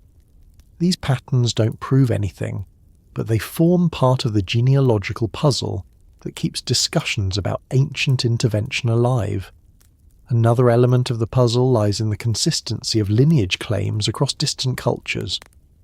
From Mesopotamia to Egypt to parts of Africa, Asia, and the Americas, there are stories about families who descended from gods or sky beings. These families often became rulers, priests, or guardians of knowledge. Their lineages were preserved carefully, sometimes over thousands of years. When these genealogies are traced, they often point back to figures whose origins are described not as ordinary births, but as moments of divine or cosmic involvement. Even in cultures separated by geography and time, the idea that certain families carried memories from another world appears repeatedly. Modern readers may view these claims as symbolic ways of expressing power. But if power alone were the reason, the genealogies wouldn't be so consistent across civilizations that never communicated with each other. The stories often describe similar origins, similar responsibilities, and similar relationships between gods and chosen humans. This pattern suggests a shared memory or a repeated phenomenon interpreted through different cultural lenses. In the scientific world, ancestry is traced through genetic markers that change slowly over generations. These markers reveal relationships between groups, patterns of migration, and points where populations diverged. When researchers examine ancient DNA, they find lineages that are widespread and others that appear isolated or unique. Some contain mutations that don't fit the surrounding timeline. Others show stability that seems improbable, given the environmental pressures early humans faced. While these anomalies don't directly point to intervention by divine beings, they open the door to interpretations that go beyond conventional explanations. One of the most discussed puzzles involves mitochondrial DNA, which is passed from mother to child. Mitochondrial lineages trace back to a few ancient ancestors whose identities remain unknown. The timeline for these ancestors doesn't entirely align with the appearance of modern behaviours, raising questions about whether early humans experienced sudden changes in cognition or adaptability. Some researchers propose natural causes for these changes, while others point to environmental pressures. The myths propose something different. They describe moments when knowledge, structure, and responsibility were given to humanity by beings who understood more than humans did at the time. The Y chromosome lineages present similar puzzles. Some appear to expand rapidly, suggesting the sudden rise of influential male ancestors. These expansions sometimes align with the periods when myths describe divine kingship emerging in different parts of the world. This doesn't confirm anything, but the timing invites curiosity. When myths say gods created rulers, and genetics shows sudden expansions of paternal lineages associated with early leadership structures, it becomes difficult to ignore the parallel. The two forms of evidence operate in different domains, but they raise similar questions about how and why leadership appeared the way it did. The idea of mutations plays another role in the genealogical puzzle. Certain genetic traits appear earlier than expected, or in clusters that defy typical evolutionary patterns. These traits include elements related to cognition, immunity, and physical resilience. While science attributes these traits to natural selection or random mutation, some researchers have noted that the speed at which they emerged is unusual. When ancient myths describe gods teaching humans, shaping them, or even mixing their own essence with early humans, the stories provide narrative explanations for developments that remain difficult to account for solely through natural processes. Another part of the puzzle involves the diversity of early human species. Scientists have discovered multiple hominin groups that existed alongside modern humans. The interactions between these groups are still being studied, but some evidence suggests interbreeding that introduced new traits into human populations. Modern genetics confirms that people living today carry a small percentage of DNA linked to these ancient species. Some theorists interpret the myths of gods creating humans or modifying them through divine involvement as metaphorical reflections of these interbreeding events. Others see the same myths as descriptions of something more intentional, intervention, rather than blending through natural contact. What complicates matters further is the consistency with which myths describe the gods as having physical bodies, long lifespans, and the ability to teach humans directly. These details imply beings not entirely separate from the physical world. They behaved in many stories like advanced humans rather than intangible spirits. This portrayal aligns with interpretations that view the gods as an older or more advanced species rather than supernatural forces.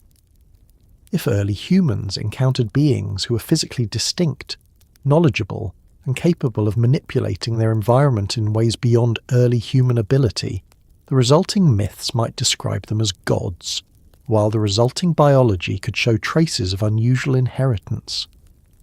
Even the idea of cosmic memory appears in the genealogical patterns. Some families described in myths as descendants of gods exhibit stable lineage names that persist across centuries. These names often carry meanings connected to creation, wisdom, or divine instruction. While names alone don't prove biological inheritance, they suggest a cultural mechanism for preserving a lineage believed to be special. Over time, cultural inheritance can intersect with biological inheritance, reinforcing the idea that certain families carry qualities tied to the gods. The genealogical puzzle also expands when examining mythology outside Mesopotamia. In Mesoamerica, certain rulers claim descent from sky beings who taught early humans how to build cities and organize societies. In East Asia, some dynasties trace their origins to heavenly visitors. In parts of Africa, traditions describe ancestors who came from the sky or emerged from unusual origins connected to divine interference. These stories have different details, but their structure remains similar. They describe a moment when beings from another realm selected individuals or created new ones to carry their legacy. These individuals became the foundation of leadership and knowledge in their communities. Science interprets ancestry through statistics, probability, and physical evidence. Myth interprets ancestry through memory, symbolism, and cultural continuity. Yet despite operating in different realms, both approaches point toward moments of unusual significance in early human history. Ancient DNA studies show that some lineages experience sudden growth, Myths claim that the gods elevated certain individuals or created new kinds of humans. Archaeology reveals early cities appearing more advanced than expected for their time. Myths claim that the gods taught early humans the skills needed to build those cities. Genetics shows rapid changes in cognition.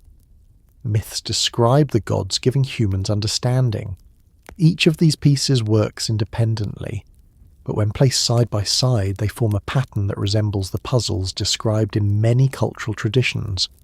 A pattern where something changed early in human history. Something that lifted humanity beyond the expected pace of development. Something that created lineages, responsibilities, and roles viewed as sacred. Whether someone interprets that something as divine intervention or natural evolution depends on their worldview, but the pattern doesn't disappear regardless of interpretation. One of the most compelling aspects of the genealogical puzzle involves the difference between ordinary mutations and what researchers call selective sweeps. A selective sweep occurs when a new trait rapidly spreads through a population because it provides significant advantages. In human history, several traits related to cognition, social organization, and physical endurance appear to have undergone selective sweeps long before agriculture and settled life. These sweeps suggest that early humans experienced bursts of improvement that shaped their future development. Some scientists propose environmental pressure as the cause. Others remain cautious. The myths offer a different explanation: intervention from beings who wanted humanity to grow quickly and fulfill certain roles. This convergence of myths, mutations, and scientific analysis doesn't produce clear answers. Instead, it raises a series of questions that encourages deeper investigation. Why do so many cultures describe their leaders as being chosen or created by gods? Why do genealogical claims follow similar structures across continents? Why do some genetic patterns appear abruptly rather than gradually? Why do early civilizations show levels of organization and astronomical knowledge that seem advanced for their time? None of these questions confirm the existence of an ancient lineage designed by beings from another world, but they keep the idea from being dismissed. They point toward a history that isn't fully explained by mythology alone or by science alone. They reveal gaps that neither field can fill entirely without acknowledging the other. When researchers examine ancient texts and modern genomes side by side, they often find themselves considering explanations that fall somewhere between myth and science. The genealogical puzzle is not solved by a single discovery. It emerges from the accumulation of evidence across many domains. It suggests that humanity's origins may be more complex than previously understood. It proposes that the story told by ancient myths and the story revealed by scientific analysis may be two parts of a larger narrative that still hasn't fully come into view. As we move forward, the question becomes more focused. If certain families preserved memory, structure, or traits that originated with beings described in the old stories, how did those families influence the development of civilizations built in their shadows? And what does that influence reveal about the possibility that a lineage created in the distant past still affects humanity today? As civilizations expanded beyond their earlier settlements, the idea that certain families carried memories from the gods grew into something that influenced nearly every aspect of political and social life. This influence didn't appear suddenly.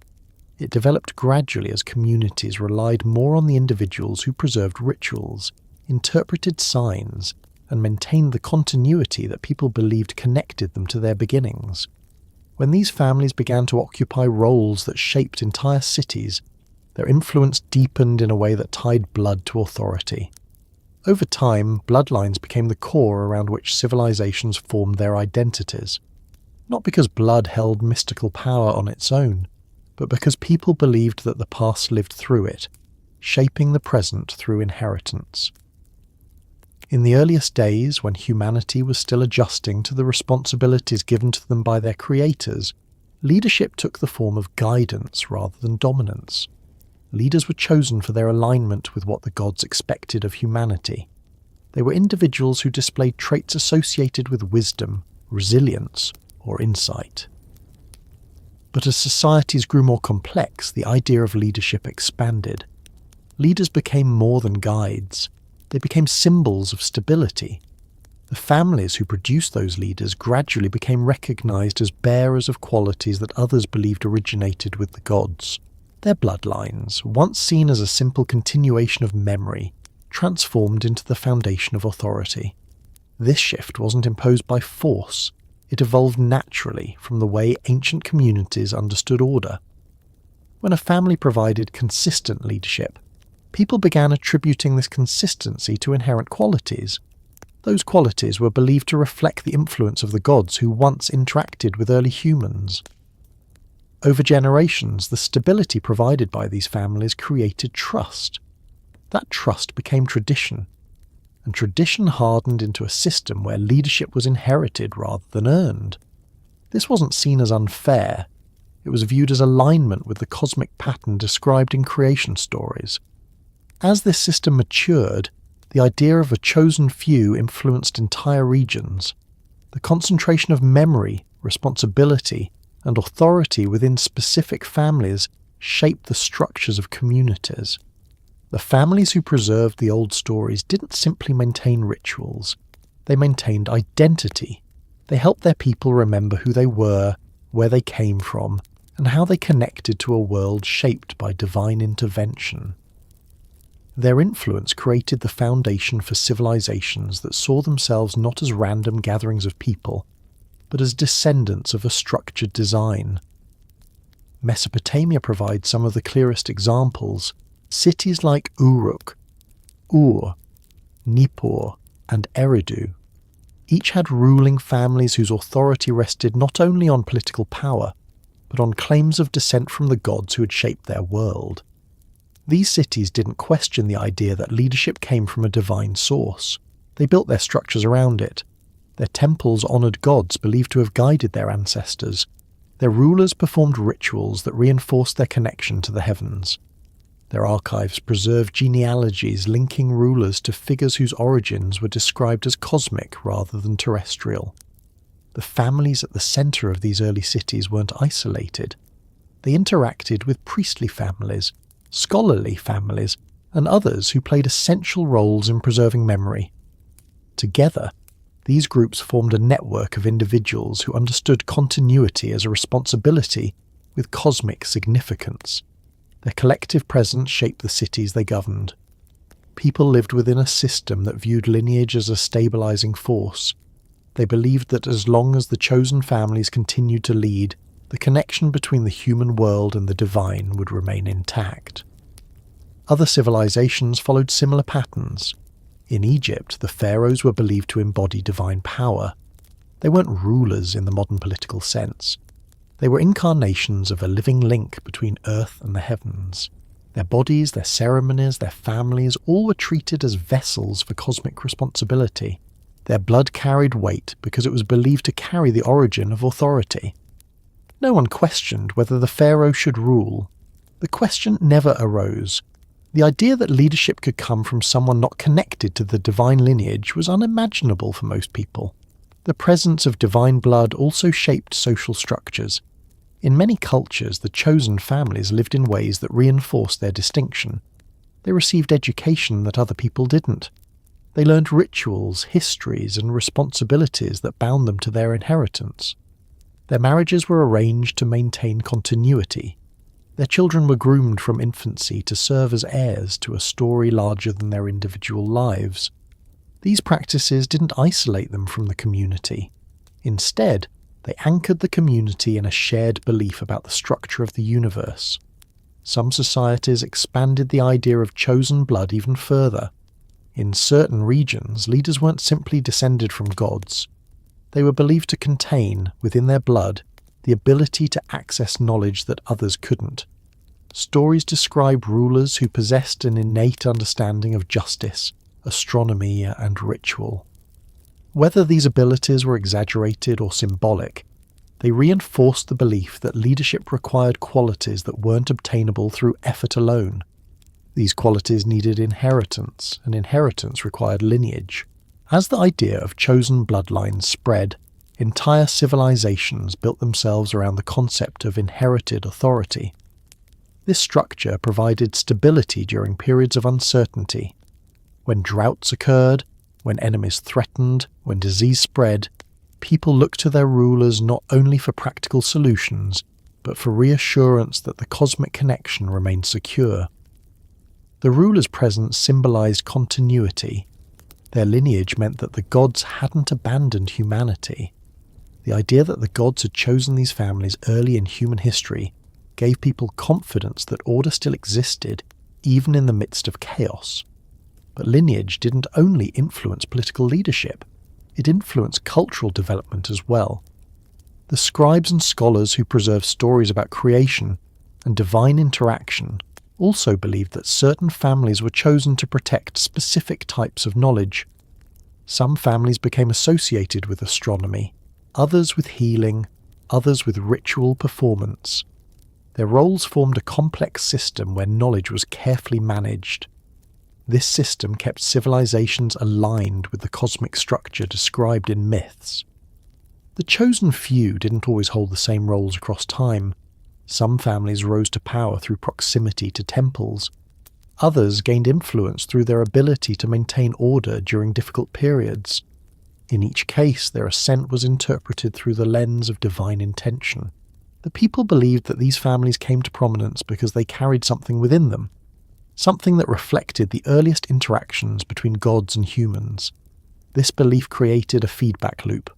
When a family rose to prominence, their authority was reinforced by stories that traced their lineage back to divine origins. Those stories became part of the cultural foundation. Once embedded, the stories shaped how future generations viewed that family regardless of actual events.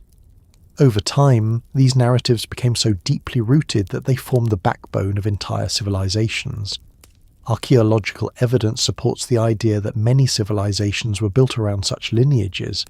Inscriptions from across the Near East describe rulers using phrases that emphasize their connection to the gods. Tablets, seals, and monuments often depict the ruler standing before a divine figure, receiving symbols of authority. These symbols weren't decorative. They represented the transfer of power from the gods to the chosen human. The repeated use of these images across centuries reinforces the belief that leadership was not a human invention, but a continuation of creation. These civilizations saw lineage as an extension of cosmic design, rather than a human system. They believed that the gods had created humanity for a purpose, and had chosen certain families to guide the species toward that purpose. The chosen families served as reminders of the original intention behind humanity's creation. They didn't rule because of personal ambition. They ruled because they were part of a legacy that began outside the human world. This concept influenced the development of law and governance. In societies where rulers were believed to descend from the gods, laws reflected divine principles rather than human negotiation. The ruler's authority came from their lineage, and their responsibility was to uphold balance. In this structure, the law wasn't simply a set of rules. It was a continuation of the cosmic order established at the creation of humanity. The chosen families acted as custodians of that order. The influence of these families wasn't limited to the cities they ruled. Their presence shaped how people understood themselves. Members of these civilizations saw their communities as part of a larger story that connected them to the heavens. Their leaders weren't just individuals, they were parts of a lineage woven into the universe itself. This belief gave meaning to their lives and framed their struggles within a context larger than their immediate surroundings. The stories about these families often grew with time. Myth and history blended into narratives that reinforced their authority. In some cases, later rulers claimed descent from earlier divine lineages to legitimize their power. They adopted names, symbols, and rituals associated with ancient families. Even when these claims were questionable, they reflected the deep cultural need to anchor leadership in divine ancestry. Power alone wasn't enough. Authority needed a cosmic origin. As civilizations interacted through trade, conflict, and migration, The idea of divine lineage spread across regions. Each society adapted the concept to its own traditions, but the core idea remained consistent. Leadership and lineage were intertwined. Communities relied on the chosen families to maintain the structures that connected them to the divine. These structures survived even when cities fell or empires collapsed. The belief in divine ancestry persisted through cultural shifts, influencing later civilizations that inherited fragments of older traditions. In modern times, the idea of chosen bloodlines still appears in cultural narratives, though often in symbolic forms. Some families claim descent from ancient rulers. Some stories preserved in folklore describe ancestors who interacted with beings from the sky. These narratives may not hold literal meaning today, but they reveal how deeply rooted the idea is within human consciousness. The notion that some people carry ancient memory or special responsibility continues to intrigue researchers, theorists, and storytellers. When someone explores the possibility of an Anunnaki-created lineage, they aren't introducing a new concept. They're revisiting an idea that ancient civilizations accepted as a basic truth. Civilizations were built around families believed to be chosen by the gods. Those families carried authority, memory, and continuity. Their blood became the foundation upon which cities, laws, and cultural identities were constructed. Whether the gods were divine beings, advanced visitors, or mythological representations, the impact of the chosen lineages shaped human history. As we continue, the layers of influence become even more interconnected, revealing how these chosen families shape not only their own civilizations, but the broader patterns of human development across regions and eras. As civilizations aged and dynasties shifted, the impressive structures that once defined the ancient world began giving way to ordinary life. Cities rose and fell, empires expanded, collapsed, and resurfaced under new banners. Yet through all the noise of history, through wars, migrations, rebuilding efforts, droughts, and the slow transformation of languages, there remained a quiet possibility buried beneath daily existence. If certain families once carried the legacy of the gods, and if that legacy mattered for the continuity of human civilization, then what happened to it when the world began to change faster than those families could preserve their roles? Did the legacy vanish with the fall of temples and the scattering of dynasties? Or did it blend into the broader population, moving silently through ordinary people who never realized they carried fragments of an ancient design?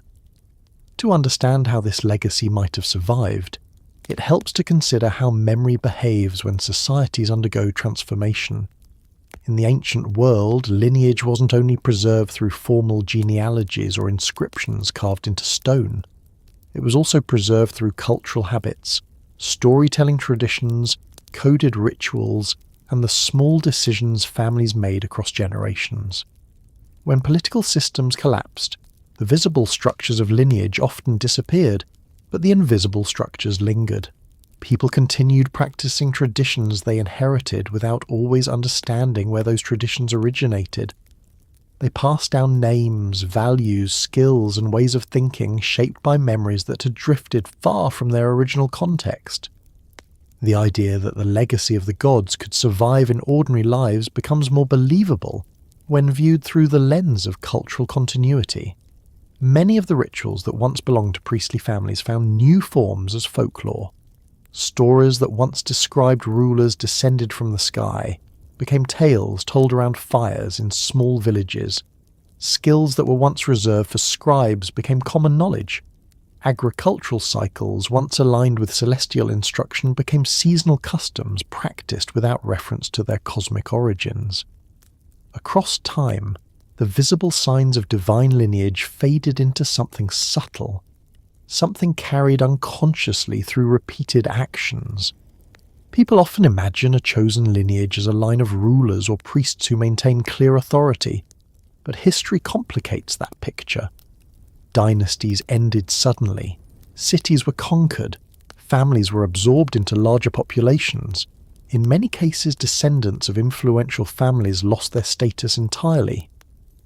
When political power dissolved, those individuals blended into ordinary society. Their descendants became farmers, merchants, artisans, travellers, or wanderers. They lived lives without thrones, temples, or scribal archives, yet they still carried whatever heritage had shaped their ancestors. This blending wasn't accidental. It was a natural outcome of how humanity adapts to change. When a dynasty fell, the surviving members protected themselves by merging into the population.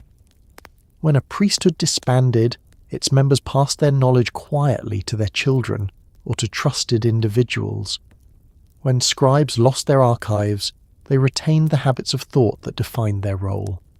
Over generations, these fragments of memory dispersed, leaving no visible markers. Yet within this dispersion lies the possibility that the legacy of the gods didn't disappear. It simply became embedded in humanity, hidden within families who no longer knew where their customs or instincts came from. The idea that ordinary people might carry a trace of ancient lineage appears frequently in myths. Many stories describe humble figures who discover they possess traits associated with divine ancestry. These traits aren't always dramatic. Sometimes they appear as intuition, resilience, unusual insight, or the ability to understand things that others find difficult. The stories present these individuals as reminders that divine influence didn't vanish when the gods left. It continued quietly, occasionally revealing itself in unexpected places. In the modern world, this idea appears in different forms. People sometimes feel drawn to certain histories, symbols, or ideas without knowing why. They feel an inexplicable connection to ancient cultures they've never visited or languages they've never studied. While such feelings can be dismissed as coincidence or personal interest, they also reflect the way inherited memory behaves. Memory doesn't always emerge through conscious knowledge. Sometimes it appears as inclination, preference, or curiosity. If ancient lineages carried memory related to divine instruction, those memories might not survive as clear recollections. They may surface as subtle instincts or affinities. Another way the legacy might survive through ordinary lives is through skills that persist across generations. In many cultures, families maintain expertise in healing, craftsmanship, astronomy, or storytelling. These skills often appear in clusters, suggesting a pattern of inheritance that isn't purely genetic. Families that once held specific roles in ritual or knowledge may have continued practicing those skills even after losing their official positions. Over time, these skills became part of the identity of ordinary people rather than markers of divine connection. Some scientists studying inherited traits note that certain instincts appear more strongly in specific family lines. These instincts may relate to spatial awareness, problem-solving, empathy, or artistic ability. They aren't supernatural, but they show how complex inheritance can be. If divine beings once selected individuals for their potential, or if they modified early humans in ways that encouraged rapid learning, those traits could have been passed down through generations, becoming part of what people describe as natural talent. The genetic evidence that underpins modern ancestry research supports this possibility indirectly. Geneticists find markers that persist in populations long after the original families disappeared. These markers don't identify divine lineage, but they reveal how traits and ancestry can survive even when cultural memory fades. A lineage associated with ancient rulers or priests might have fragmented as empires changed, but fragments don't disappear. They spread. The same principle applies to cognitive or behavioral traits that could have been influenced by early intervention. They might survive in diluted form across thousands of years, distributed so widely that no one realizes their origin. This idea becomes even more plausible when considering how ancient civilizations experienced change. When large populations migrated, they carried their beliefs and traditions with them. Those traditions merged with new ones, creating hybrid cultures. Within these mixed populations, the descendants of once powerful families became part of the foundation of new societies. Their presence shaped the development of ideas, customs, and social structures. Their influence may not have been recognized explicitly, but it remained embedded in the evolving culture. The blending of lineages also occurred through trade. In regions where merchants travelled long distances, ideas and customs moved with them. Families associated with sacred knowledge often travelled to advise rulers or teach new communities. As they settled in different places, their descendants became part of the local population. In this way, the legacy of the gods spread not only through conquest or migration, but through the quiet movement of individuals carrying memory within them. When myths describe figures who wander the world spreading knowledge, they may reflect this pattern. These figures are often portrayed as outsiders with unexpected insight. They teach agriculture, writing, law, or astronomy. They appear suddenly and influence the development of entire communities. Later generations sometimes describe them as gods in disguise or descendants of divine beings. Whether literal or metaphorical, these stories acknowledge the idea that extraordinary individuals shape civilization through their presence, rather than through political authority. Modern researchers examining the spread of cultural traits often find that certain innovations or ideas appear in regions where no clear explanation exists for their sudden emergence. Some attribute these developments to independent discovery. Others suspect influence from travelling scholars or displaced priestly families. The myths offer a third possibility, that individuals carrying a divine legacy may have influenced new civilizations in ways that are difficult to trace through material evidence alone. The idea that an ancient legacy could survive through ordinary lives also raises questions about how identity changes over time. People today often define ancestry through genetic markers or recorded genealogy, but ancient ancestry rarely leaves such clear traces. It exists within traditions, stories, and subtle habits. It hides in the way a family values certain skills or how a community structures its festivals. When someone unknowingly participates in a ritual that mirrors an ancient practice, they carry forward a fragment of a memory older than their culture. They participate in a legacy that has moved beyond exclusive families and entered the collective experience of humanity. This movement from exclusive lineage to widespread influence may explain why many cultures describe themselves as descendants of gods. The ancient explanation was literal. The modern interpretation is symbolic. But between the two lies a possibility that neither perspective fully captures. If divine influence shaped humanity at its origin, then all humans carry some part of that influence, regardless of lineage. And if certain families carried additional traits or memories, those traits would eventually disperse through the population, making the legacy both specific and universal at the same time. This dispersal aligns with patterns observed in language and culture. Ancient languages influenced the development of new ones in ways that scholars can trace through grammar and vocabulary. Ancient myths influenced later religions, philosophies, and stories. Ancient systems of measurement influenced later engineering and architecture. These influences didn't survive through rulers alone. They survived because ordinary people incorporated them into daily life. If cosmic memory followed the same path, then its survival would depend not on the elite families, but on communities adopting and adapting fragments of that memory. This raises an important question. If the legacy blended into the population over time, how could anyone identify it today? The answer may not lie in tracing specific families, but in examining human behaviour more broadly. Humans across cultures share certain instincts that appear older than any specific civilization. The drive to organise societies, the fascination with the sky, the desire to record time, the impulse to build structures aligned with celestial patterns. These behaviours appear repeatedly in distant regions. They emerged early, persisted across eras, and influenced civilizations that had no direct contact with one another. These shared instincts may reflect something built into humanity from its beginning, something that aligns closely with the instructions the gods gave early humans in myth. The idea that humanity was created to maintain order, build structures, observe the heavens, and preserve memory becomes more compelling when those instincts appear across unrelated cultures. It suggests that the legacy of the gods didn't survive only through bloodlines. It survived through the core traits that define humanity.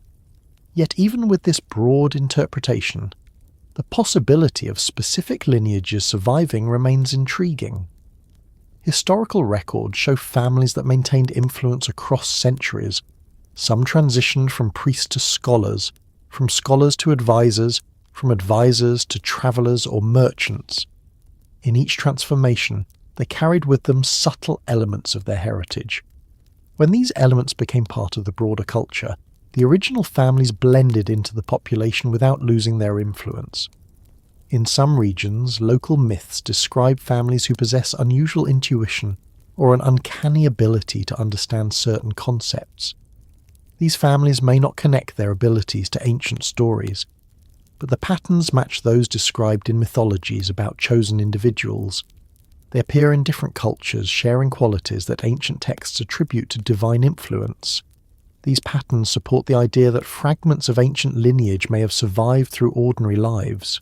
Some modern researchers highlight genetic outliers, small groups or individuals whose ancestry includes markers that are difficult to classify. These markers don't point to anything supernatural, but they do raise questions about historical mixing events not yet understood. If the gods in myth were real beings with a distinct biological makeup, then interbreeding between them and early humans would leave subtle traces. Those traces wouldn't appear as dramatic differences. They would appear as rare variations, consistent with the idea of mixing occurring in a distant past.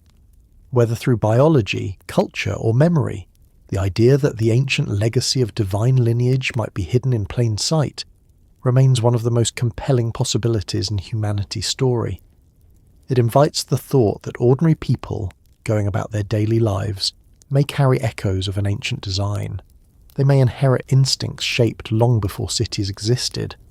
They may feel connections to stories or places without knowing why. They may embody traits that once belonged to individuals chosen by gods. As we continue, the focus shifts toward how scholars and skeptics have approached this idea, and why the possibility of an ancient lineage remains both controversial and strangely persistent in attempts to understand the deeper origins of humanity. As soon as the idea of an ancient lineage tied to beings from another world comes into discussion, the divide between skeptics and believers becomes impossible to ignore. This divide isn't new. It stretches back through generations of scholars, priests, storytellers, and ordinary people trying to make sense of their origins.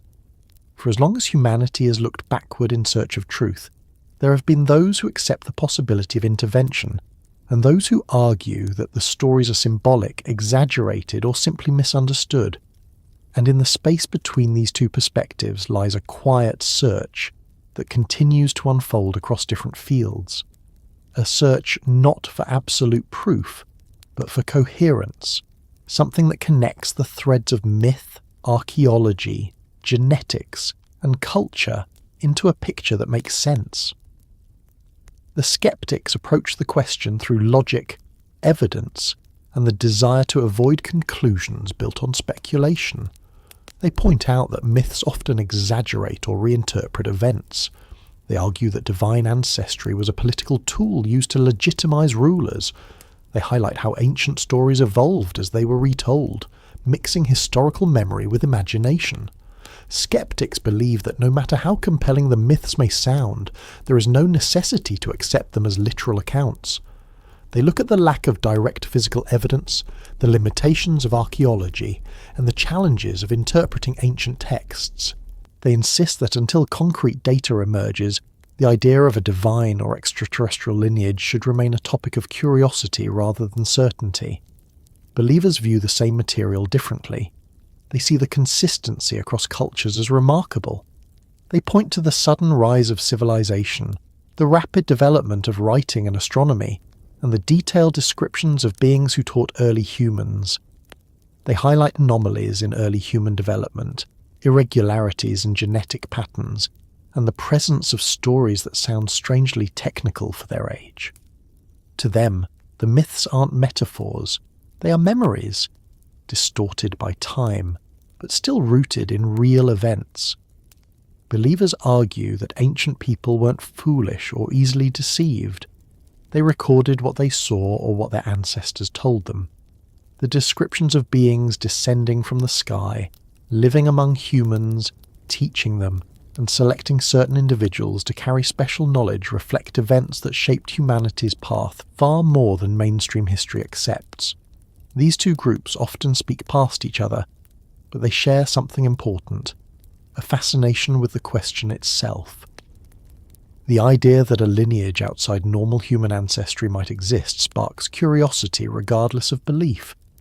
Both sides want to understand why the story persists, why it resonates across time, and why evidence comes in fragments rather than clarity. The debate itself becomes part of the search. For scholars working within traditional frameworks, the topic is delicate. They rely on methods that require measurable evidence. While they may entertain speculative ideas privately, they remain cautious when forming conclusions. Most point out that interpreting ancient texts requires understanding the worldview of the people who wrote them. When a tablet says a king was chosen by a god, scholars see an expression of cultural values rather than a literal account. When myths describe beings coming from the sky, scholars interpret them as symbolic representations of natural forces, ancestors, or ideals. They view divine lineage as a concept rather than a historical event. Yet even among scholars there is an awareness that some texts contain details difficult to dismiss as metaphor. Descriptions of advanced knowledge appearing suddenly, accounts of beings arriving with purpose and teaching systems beyond the known capabilities of early humans, lists of kings whose lifespans stretch far beyond any physiological possibility, archaeological remains that demonstrate sophistication long before similar developments appear elsewhere. Scholars rarely embrace these ideas as evidence of intervention, but they acknowledge the complexity. They recognize that the ancient world remains full of unexplained gaps. They understand that the origins of civilization may involve factors not yet uncovered. Skeptics outside academic circles often follow similar lines of thought. They point to natural explanations wherever possible. They argue that myths reflect humanity's tendency to create meaning. They believe that ancient people used stories to answer questions they couldn't solve through observation alone. Skeptics dismiss divine lineage as a mistaken interpretation of ordinary events.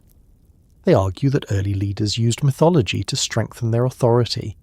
They believe that genetic anomalies can be explained through random mutation.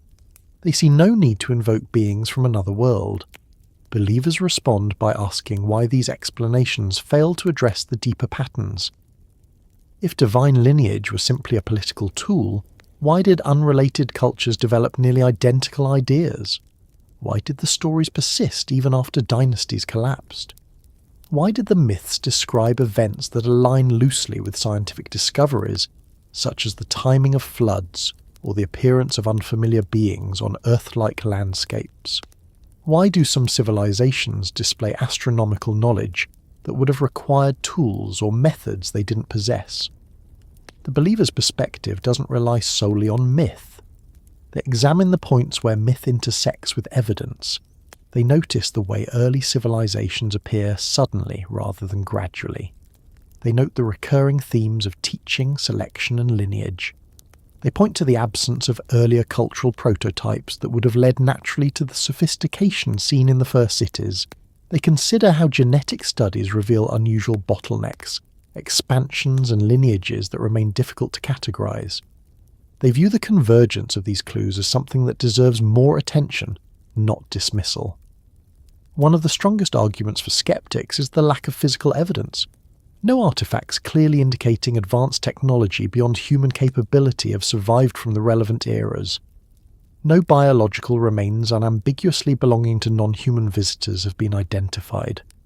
No inscriptions directly state that the gods were visitors from another world rather than cosmic metaphors.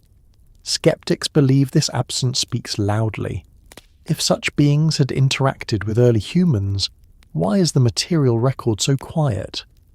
Believers answer by pointing to how little survives from the ancient world. Clay tablets endure, but the tools used to create the content may not. Stone carvings remain, but not the objects they depict. Organic materials vanish, cities erode, floodplains bury settlements beneath layers of sediment. Entire libraries have been lost to fire, conquest, or decay. They argue that expecting physical evidence to remain after thousands of years is unrealistic. They also suggest that if the gods withdrew intentionally, they may have taken their tools with them. In that scenario, the absence of evidence may reflect design rather than absence of activity. The search for a lineage that shouldn't exist sits within this landscape of conflicting interpretations. It requires looking not only at what survived, but at what might have been lost. It asks whether memory can persist when material traces disappear. It invites consideration of how ancient people saw the world differently than we do, and how their experiences might have shaped stories that sound strange to modern ears. Some believers propose that the lineage created by the gods didn't remain within ruling families forever. They point out how many dynasties rose and fell. They note how often lineages were disrupted by war or natural disaster. They argue that if the gods intended the legacy to survive, they would have designed it to move beyond a small group. It would have needed to spread into the population, becoming part of humanity rather than confined to elites. This idea aligns with the way genetic markers disperse over time. A small initial group can, through generations, become part of millions. Skeptics view this dispersal as a convenient explanation for the lack of identifiable descendants. Believers see it as fitting the pattern of how the gods interacted with early humans, providing knowledge, guidance and influence rather than maintaining direct control. If the legacy spread, it would be difficult to trace through genealogies or material evidence. It would remain hidden in plain sight, carried by individuals who never recognized their connection to ancient stories. An interesting shift occurs when scientists join the discussion. Most avoid the mythological language, but some acknowledge that early human development contains features not fully explained by current models. They point to the sudden appearance of symbolic thinking, early examples of advanced architecture, and genetic changes that occurred rapidly rather than gradually. They don't claim these events resulted from intervention, but they admit that the timeline remains unusual. Some propose that unknown environmental pressures shaped early development. Others suggest that interbreeding with now extinct hominin species introduced traits that accelerated progress. These explanations are grounded in science, yet they leave room for unanswered questions. A few researchers outside the mainstream explore more unconventional ideas. They analyze mythological accounts as potential descriptions of real events. They study ancient texts for details that might reflect technological or biological knowledge. They examine architectural alignments with astronomical phenomena. They look for hints of genetic influence in unusual lineages. Their work remains speculative, but it contributes to the broader conversation by exploring possibilities that traditional scholarship avoids. The search for a lineage that shouldn't exist isn't limited to academic or scientific circles. It also thrives in cultural spaces where people reflect on identity, ancestry, and memory. Many feel drawn to the idea that humanity carries something older than recorded history. They wonder if their instincts, preferences, or unexplained connections to ancient places reflect inherited memory. They see themselves as part of a story that continues quietly through every generation. Believers often argue that intuition plays a role in this search. They point out that across cultures, people describe a sense of knowing without knowing, a feeling of connection to ancient traditions they've never studied, a fascination with stories of early gods that feels personal rather than academic. They interpret these feelings as signs of inherited memory. Skeptics dismiss such impressions as coincidence or psychological projection. Yet even skeptics acknowledge that human intuition is complex and may reflect influences not fully understood. When both sides consider the possibility of a lineage shaped by beings from another world, they encounter the same challenge. How do you identify a line that shouldn't exist when everything about it is designed to blend into the human story? If the gods intended the lineage to survive without standing out, then subtlety may have been part of the design. The lineage wouldn't appear as a separate population. It wouldn't carry markers easily identifiable. It would blend through generations until it became part of the genetic and cultural landscape. This blending complicates everything. It makes the search less about finding obvious differences and more about understanding patterns. Patterns in myth, patterns in culture, patterns in genetic evidence, patterns in the way civilizations organize themselves. When looked at individually, these patterns can be explained through natural processes. When viewed together, they raise questions that resist simple answers. The skeptics focus on the lack of definitive proof. The believers focus on the abundance of clues. The scholars try to find balance. And within this dynamic, the search continues, not because it promises certainty, but because the question itself captures something fundamental. It touches the part of humanity that wonders whether our origins contain secrets that remain hidden but not erased. The possibility of an ancient lineage that threads quietly through human history remains compelling because it suggests that memory can survive even when the world changes. It suggests that the gods, if they existed as the myths describe, may have left behind something more enduring than temples or monuments. And it suggests that the line between skepticism and belief may not be as wide as it seems. Both sides are searching for coherence, for understanding, for a story that explains why humanity developed the way it did. As we continue, the tension between myth and measurement will shift into a closer look at what science reveals about ancient origins, and how those findings intersect with the stories passed down through generations that insist humanity carries something older than anyone can prove. As modern research expanded its reach, and scientists developed new ways of examining human origins, genetics entered a space once occupied almost entirely by myth, memory, and archaeological fragments. Where ancient stories spoke of creation through divine intention, genetics described long timelines, branching lineages, and inherited traits passed through thousands of generations. At first glance, these two ways of understanding humanity appear completely separate. Yet, as new data emerged, certain patterns began to echo questions that ancient myths raised long before science existed. When people compare the two, they often discover that neither mythology nor genetics offers a complete explanation on its own. Instead, each reveals part of a larger picture that remains unfinished. Genetics operates through evidence that can be measured. It looks at DNA sequences and tracks how they change, how they cluster, and how they spread. It identifies relationships between populations, estimates migration timelines, and reveals how traits develop through mutation and inheritance. Myth, by contrast, preserves memory in symbolic form. It captures experiences, impressions, and interpretations passed down through families and communities. Myths don't measure anything. They describe meaning. They express events through narrative rather than data.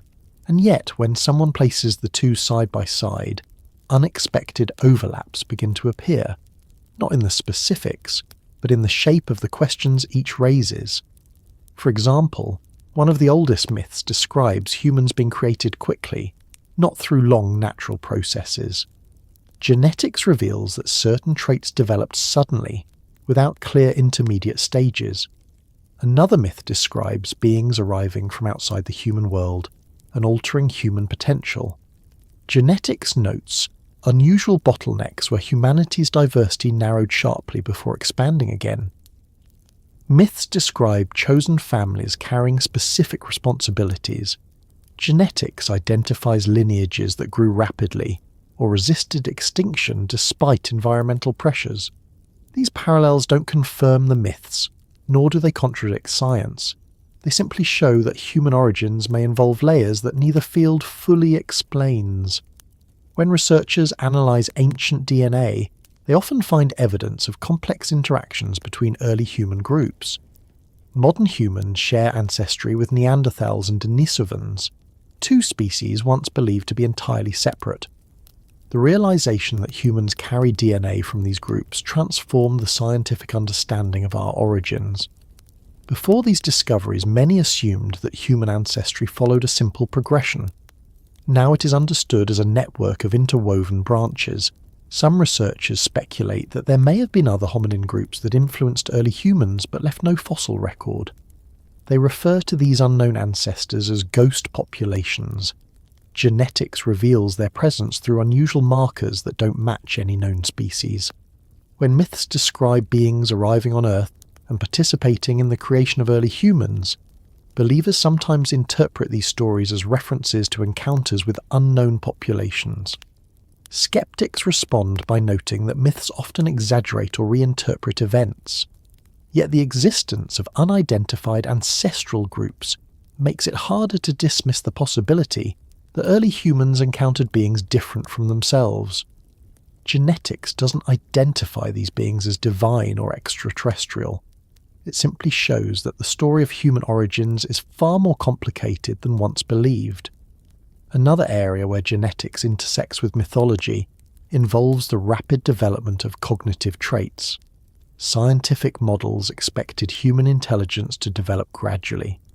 Yet evidence shows that symbolic thinking, tool-making, and complex social structures appeared suddenly in multiple regions. Some scientists attribute this to environmental pressures or small genetic changes that produced outsized effects. Others admit that the pace of development remains unusual. The myths describe early humans receiving knowledge from beings who understood more than humans could learn alone. The scientific explanation is different, but the pattern is similar. Both perspectives acknowledge a moment when humanity's abilities expanded in surprising ways. Genetics also reveals the existence of so-called selective sweeps, where certain traits become widespread through a population in a relatively short time. These sweeps can be caused by advantages in survival or reproduction, but some traits that underwent sweeps don't have clear survival advantages. They relate to cognition, creativity, and social behavior. These traits shaped civilization, yet their rapid spread remains difficult to explain. Myths attribute such shifts to divine instruction. Genetics shows the shifts happened, but cannot determine why. The two perspectives remain separate, yet their questions overlap in ways that invite deeper thought. Another category of genetic evidence involves lineages that appear unusually old. Mitochondrial DNA traces maternal ancestry. Some mitochondrial lineages persist across large regions and long periods, while others disappear quickly. Certain lineages show remarkable stability, surviving through population changes that erased many others. Some scientists view this stability as luck or coincidence. Others suspect that these lineages survived because they carried traits that offered advantages, though the nature of those advantages remains unknown. Myths describe families chosen by gods to carry specific responsibilities. Genetics identifies lineages that persist through adversity. The interpretations differ, but the pattern resembles the ideas preserved in ancient stories. When examining paternal lineages through the Y chromosome, researchers find similar anomalies. Certain male ancestors produced unusually large numbers of descendants, creating lineages that spread widely across regions. These expansions often occurred during periods when civilizations first formed or when major cultural changes took place. Myths describe kings chosen by gods, rulers whose bloodlines carried authority and knowledge. Genetics shows lineages rising suddenly and dominating populations. The two perspectives again remain separate, but each acknowledges unusual moments in human history where a single lineage became pivotal. Despite these overlaps, genetics has limitations that prevent it from confirming or denying mythological claims. DNA can reveal relationships, but it cannot identify intention. It can detect genetic changes, but it cannot explain why those changes occurred. It can trace lineages, but it cannot determine whether those lineages were shaped by beings outside the human population. Genetics provides evidence of patterns, not interpretations. When myth and science intersect, The intersection often lies in the recognition that both approaches attempt to explain something complex and ancient. One preserves memory through story. The other preserves memory through data. Another limitation involves the incompleteness of the genetic record. DNA degrades over time, and much of human history occurred in environments where preservation was unlikely. Many ancient populations left no genetic traces. Entire lineages may have existed without leaving any data for modern scientists to examine. The absence of evidence is not evidence of absence. It simply means that the story cannot be reconstructed fully. When myths describe beings that influenced early humanity, genetics cannot confirm the presence of such beings, but it also cannot rule them out. The gaps in the record leave room for possibilities that remain unmeasured. Archaeology adds another layer to this conversation. Some ancient structures appear more advanced than the populations that built them should have been capable of producing. Temples aligned with astronomical precision. Cities organised in ways that reflect mathematical knowledge not yet present in the surrounding cultures. Artefacts that reflect techniques more sophisticated than expected for their time. Archaeologists attempt to explain these anomalies through trade, gradual experimentation, or lost intermediate steps. Myths describe them as gifts from gods, or knowledge passed down through chosen individuals. Genetics cannot explain these structures. Myth offers explanations rooted in narrative. Neither stands alone as sufficient. Together they create a puzzle that encourages further exploration. Some researchers propose that the earliest civilizations developed quickly because human populations at the time were small, allowing new ideas to spread rapidly. Others argue that environmental pressures forced innovations. These explanations attempt to fit the data into understandable models, but they don't fully address the sudden appearance of writing, agriculture, and complex governance. Myths describe these developments as direct instructions from gods. Genetics shows that humans at the time had the biological capacity for such advances. Neither perspective contradicts the other. They simply speak different languages. The question of whether an ancient lineage existed becomes more complex when examining genetic diversity. Human populations today share more similarities than differences.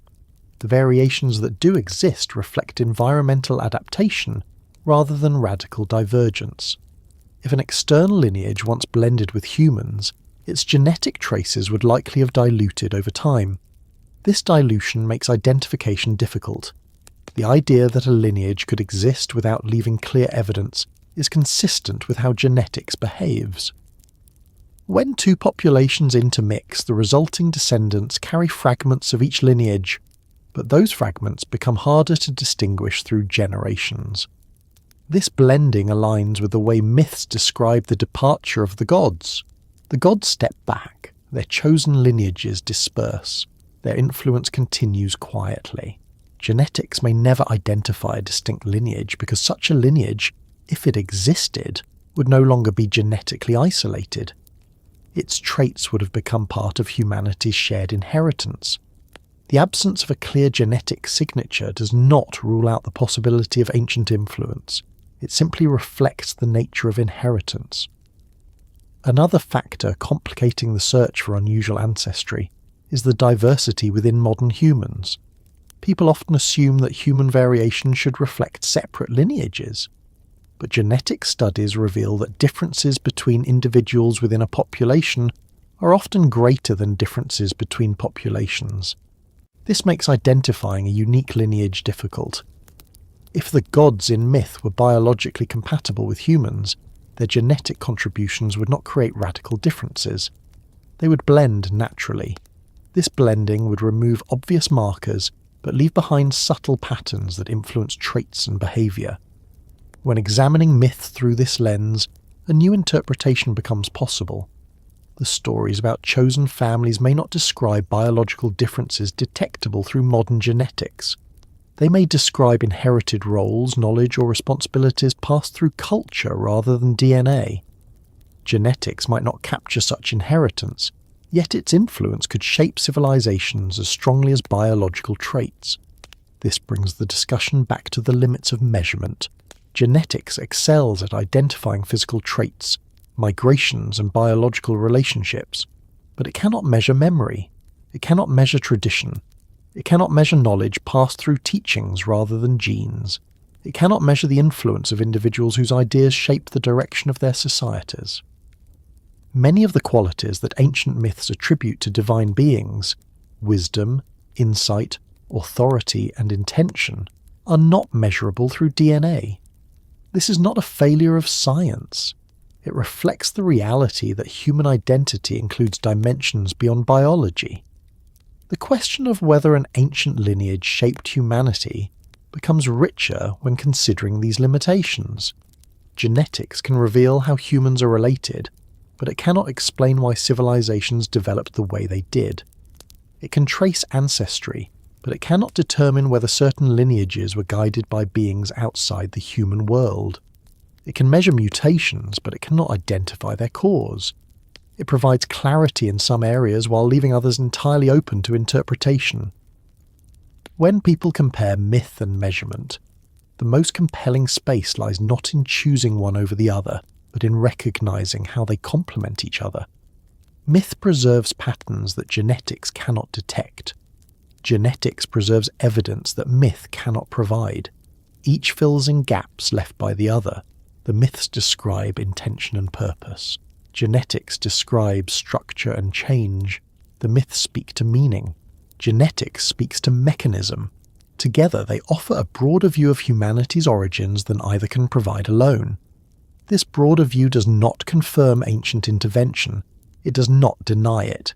It simply acknowledges that human origins remain complex. The stories passed down through generations may reflect real events interpreted through symbolic language. The genetic record may reflect processes influenced by factors not yet understood. The possibility of a lineage shaped by beings described in ancient myths remains open, not because of a lack of skepticism, but because the evidence invites curiosity rather than closure.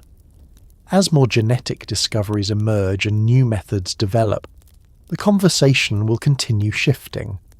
Some mysteries may be solved, others may deepen.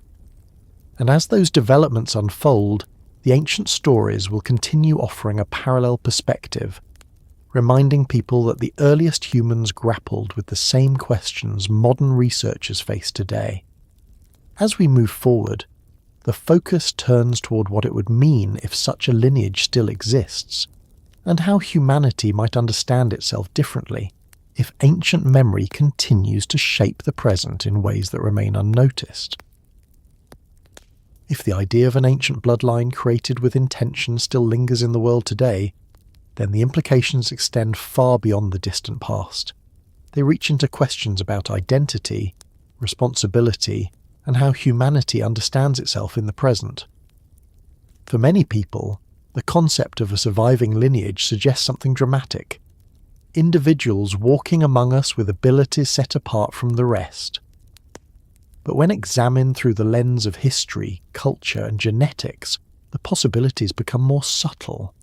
Instead of presenting obvious differences, an enduring lineage would function in quieter ways, influencing behaviour, shaping intuition, and guiding the direction of communities without ever revealing itself directly.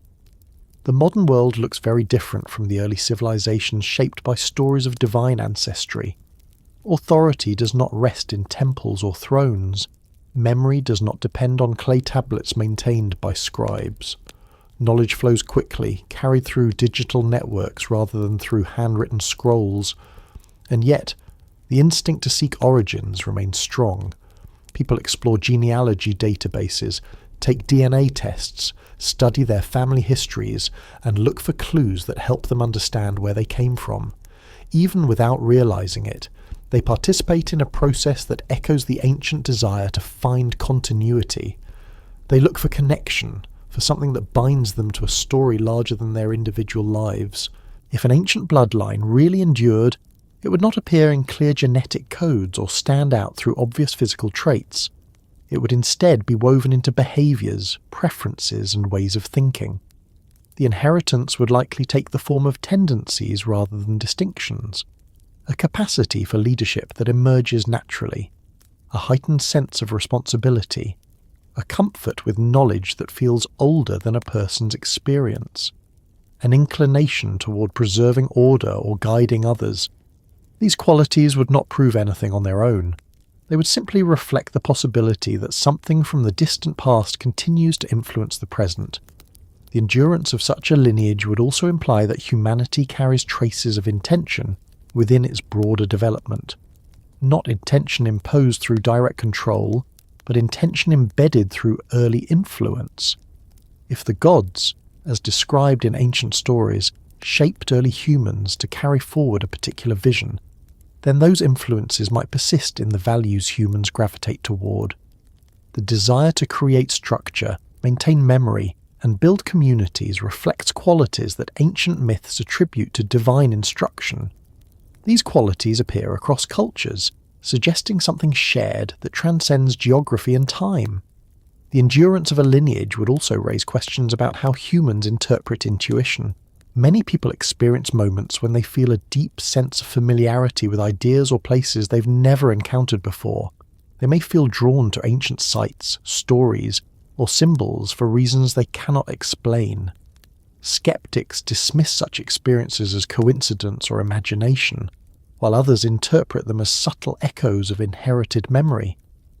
If an ancient lineage blended into the wider population, these intuitive moments might be remnants of early experiences passed through culture and biology in ways modern science has not yet measured. Another implication involves leadership.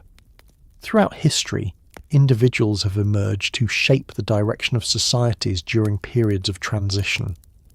They appear with ideas that resonate deeply, even when those ideas require significant changes. Some are political leaders, others are thinkers, inventors, or teachers. Their influence often feels disproportionate to their background. When examining the pattern, one might wonder whether the traits that allowed ancient chosen individuals to guide early humanity still appear in occasional individuals today. Not through lineage preserved in a single family, but through the diffusion of traits that once belonged to a concentrated line. If such traits survive, they would not make anyone inherently superior. They would not guarantee wisdom or success. They would simply provide a particular orientation toward responsibility or understanding. In a modern context, that orientation might manifest as interest in ancient history, fascination with origins, or a drive to make sense of humanity's place in the universe. It might also appear as a desire to preserve cultural memory or restore balance during periods of disruption. These inclinations would feel natural to the individuals experiencing them, even if they couldn't explain their origin. The endurance of a lineage would also complicate how humanity views equality. The idea of chosen families may seem incompatible with modern values, yet when the concept is examined closely, it becomes clear that ancient stories rarely present chosen individuals as superior. Instead, they describe them as carrying responsibility on behalf of others. Their lineage did not grant privilege alone, it demanded service, memory, and alignment with cosmic order. If anything survived into the modern world, it would likely be the sense of duty rather than claims of superiority. The lineage would not elevate individuals above others. It would remind them that they are part of something that requires humility and understanding. Some people imagine that the endurance of such a lineage would be accompanied by hidden knowledge or secret archives. Ancient myths describe libraries of the gods, tablets containing cosmic instruction, or secret teachings passed through generations. If any of this knowledge survived, it may not exist in physical form. It may exist instead in the continuity of questions that humans keep asking. Questions about time, creation, purpose, and identity reappear generation after generation. These questions reflect the same concerns found in the earliest myths. They indicate that humanity has never fully forgotten the themes that once defined its origins. This continuity does not require conspiracy or hidden societies. It requires only that certain ideas resonate more deeply than others, pass through families, cultures, and individuals who carry forward the instinct to preserve meaning. Even without formal lineage tracking, these instincts survive. They appear in scholars who dedicate their lives to understanding the past. They appear in storytellers who preserve myths. They appear in individuals who feel drawn to philosophical questions, or who sense that the world contains layers that cannot be seen directly. The endurance of an ancient lineage would also influence how modern humans interpret ancestry. Many people today view ancestry through a purely biological lens, identifying regions and populations connected to their genes. But if ancient lineages involved cultural and symbolic inheritance as well, then ancestry becomes more than a list of genetic markers. It becomes a continuation of stories, values, and ideas. In this view, the survival of a lineage does not require a perfect genetic signature. It requires memory carried forward in ways that transcend biology. This memory can flow through stories told by grandparents, traditions preserved within families, or even habits that reflect practices far older than anyone realizes. For those who take myths seriously, the endurance of a lineage also raises questions about destiny. Ancient stories often describe humanity as being created for a purpose. They describe the gods as shaping humans to perform tasks related to maintaining order, building civilization, or carrying forward knowledge. If this purpose continues, then the endurance of a lineage becomes part of a larger unfolding rather than an isolated phenomenon. Yet purpose does not appear as an external command in modern life. It appears through the choices people make when they feel drawn towards certain paths or ideas. The endurance could manifest through inclinations towards service, curiosity, creativity, or stewardship. Some individuals might interpret their interests or instincts as signs of connection to an ancient lineage. But without clear evidence, such interpretations remain personal experiences rather than universal truths. Nonetheless, these personal experiences reflect how the idea of lineage influences identity today. They show that people feel a pull toward understanding themselves within a larger story. This pull mirrors the ancient desire to connect with the gods through lineage. It reflects a continuity in how humans interpret the meaning of origin. The endurance of a lineage would also affect how scholars approach ancient history.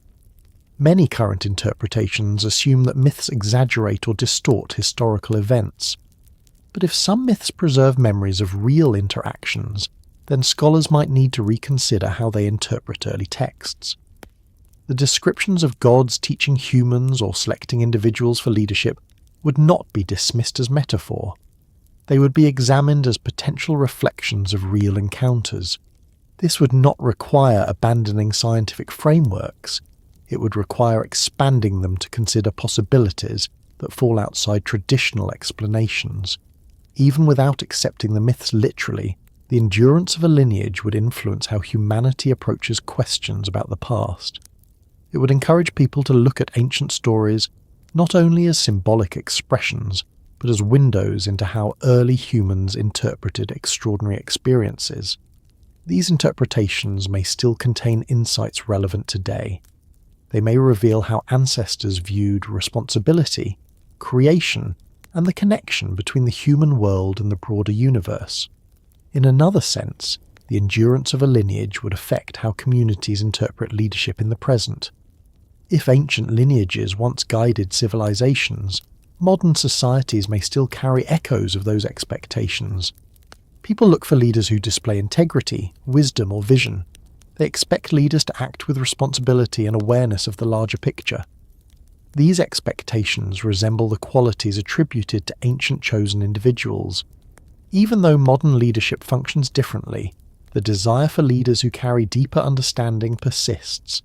The endurance of a lineage would also influence how humanity approaches the future. If ancient beings shaped early humans, then humanity's role in the universe may be larger than currently understood.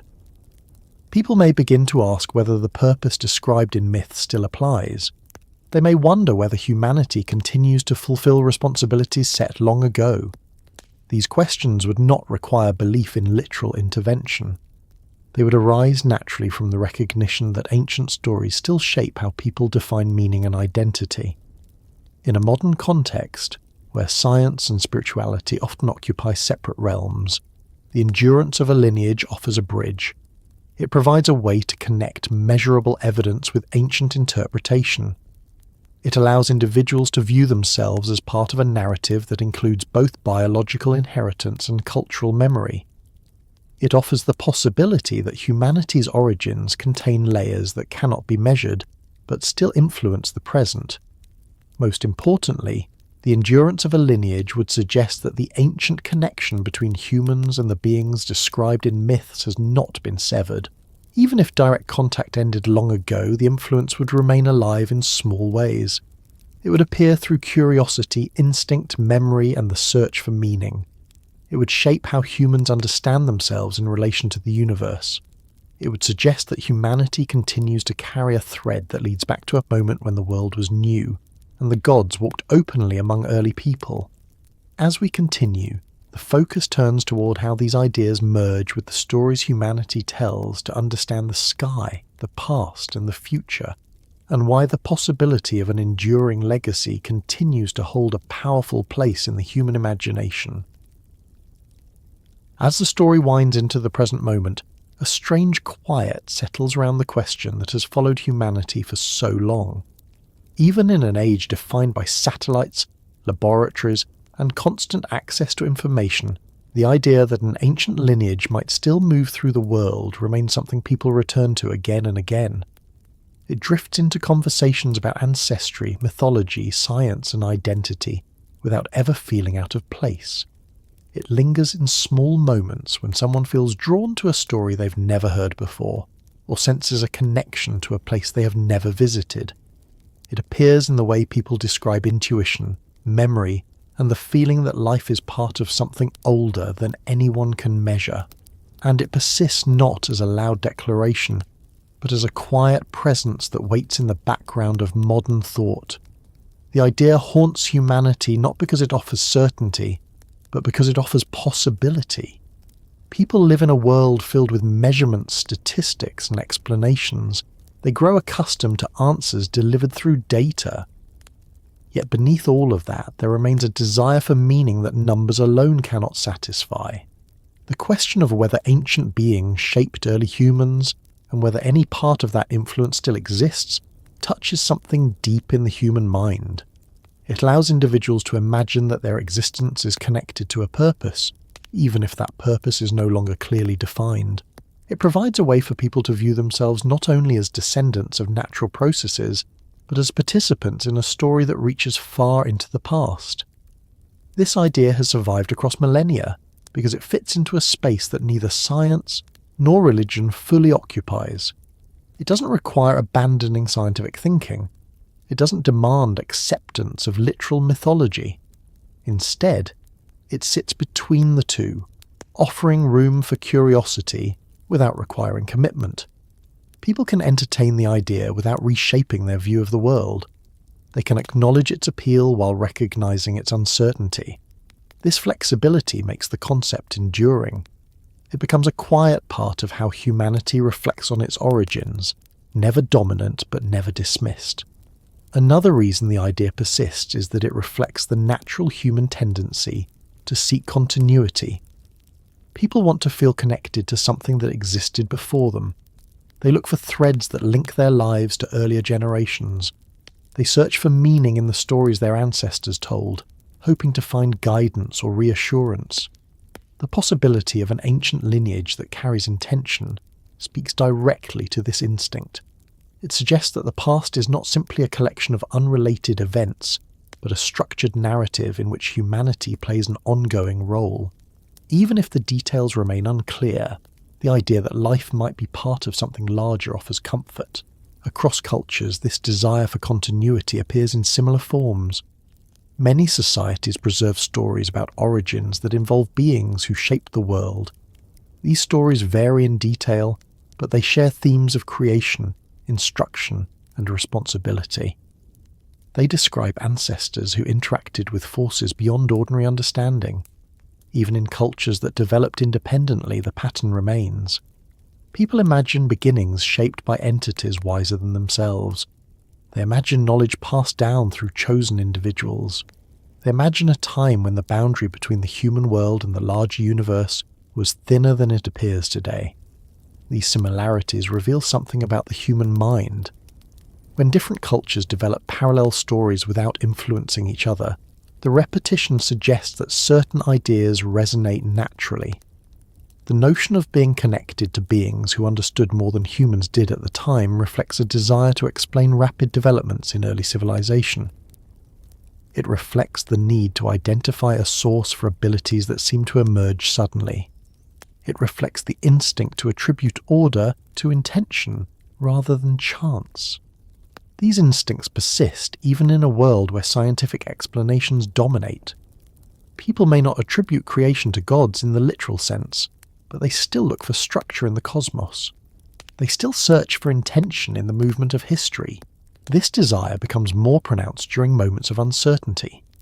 When people face questions without clear answers, they often return to ancient stories. They look for patterns that existed before their time. They seek guidance in the way earlier civilizations understood their place in the universe. The idea of an ancient lineage offers a stable point in a world that changes quickly.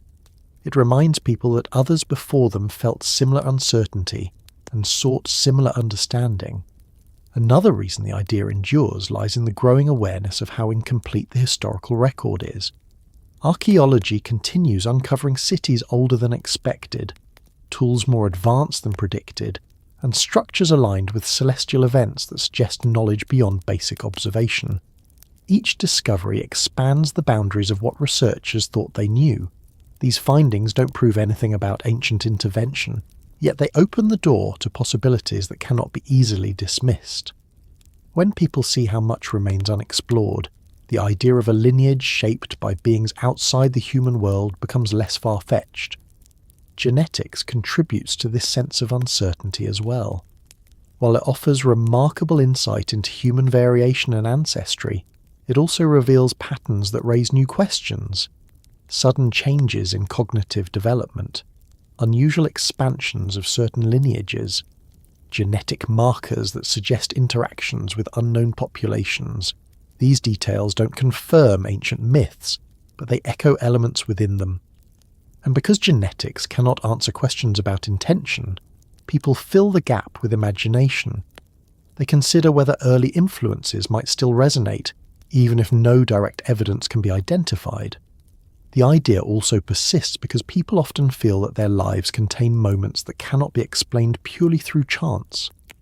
They experience connections that feel purposeful. They encounter patterns that seem meaningful. They sense that their choices, interests, or instincts come from somewhere beyond their personal experience.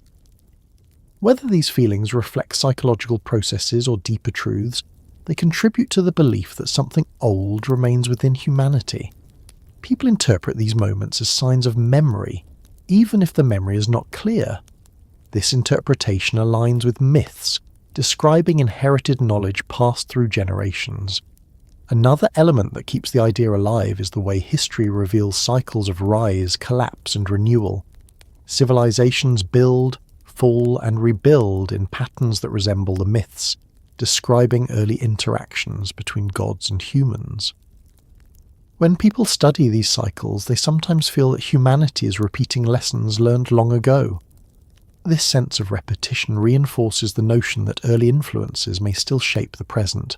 It suggests that the qualities that allowed early humans to build civilization endure within modern people, even if the context has changed. The idea of an ancient lineage also appeals because it provides a way to imagine unity in a world often divided by differences. If all people carry fragments of an early design, then humanity shares a common origin that transcends cultural or geographic boundaries. This perspective encourages connection rather than separation. It suggests that people are linked through more than shared biology. They are connected through shared purpose or shared direction, even if that direction remains unclear. The idea offers a quiet form of comfort, providing a sense of belonging to something larger than individual identity. The persistence of the idea also reflects the timeless human fascination with origins. People want to know where they came from. They want to understand the events that shaped their ancestors. They want to uncover stories that explain the development of intelligence, culture, and society.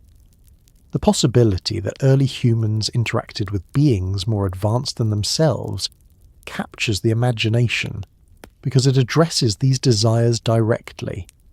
It provides a narrative that explains rapid development, aligns with mythological patterns, and engages scientific curiosity. Whether the idea is accepted or viewed with skepticism, its endurance reveals its power. Ideas that survive this long do so because they resonate with something fundamental. They remain because they offer frameworks for understanding not only the past but the present. They survive because people return to them when other explanations feel incomplete. And they continue to shape thought because they align with the questions humanity continues to ask. Another reason the idea haunts the collective imagination is that it invites reflection without demanding resolution. It is an idea that can be explored without being proven. It can be discussed without requiring belief. It can be considered without reshaping established understanding. This flexibility allows the idea to persist. People encounter it, think about it, set it aside, and return to it later. It becomes part of the background of thought, not dominating but never disappearing. It continues because stories about origins never fully leave. They remain in the way people interpret the world. They influence how individuals understand their place within society. They shape the narratives people tell about meaning, purpose, and identity. The idea of a lineage connecting humanity to beings from another world doesn't feel strange when placed alongside these broader questions. It feels like an extension of them. Even those who do not believe in the literal truth of the myths often recognize that the stories contain reflections of human experience. They capture the sense of awe people feel when looking at the stars. They express the desire to understand why civilization emerged. They reveal the longing for connection to something larger. These emotions persist across generations. They shape art, literature, philosophy, and scientific inquiry. And they create the conditions that allow the idea of an ancient lineage to survive. In quiet moments, when the day becomes softer and the mind begins drifting into reflection, these questions become more noticeable. People think about where they came from, what they inherited, and what they will pass on. They consider the possibility that humanity's earliest memories might still echo faintly through time. They wonder whether instincts, dreams, or curiosities arise from something deep within them, something older than personal experience. This quiet wondering gives the idea its lasting presence. It appears not through dramatic revelations, but through subtle thoughts that surface when the world becomes still. It remains because it aligns with the human habit of seeking meaning in moments when certainty fades. It lingers because people sense that their story is larger than the span of their own lifetimes. It continues because every generation looks to the past to understand the present, and the past always contains mysteries that resist explanation. The idea does not require belief. It asks only to be considered. It stands at the edge of thought, where myth meets science and memory meets curiosity. It offers the possibility that humanity carries something old and quiet within it, something shaped at the beginning of civilization. It suggests that the story of origins may not be finished, and that echoes of the earliest moments still move through modern life in ways too subtle to measure. And as this reflection continues forward, it carries with it the understanding that some ideas endure because they belong not only to history, but to the ongoing conversation between people and the world they inhabit. The idea persists because it invites humanity to keep looking upward and backward at the same time, searching through distant stars and ancient stories for pieces of a truth that remains unfinished.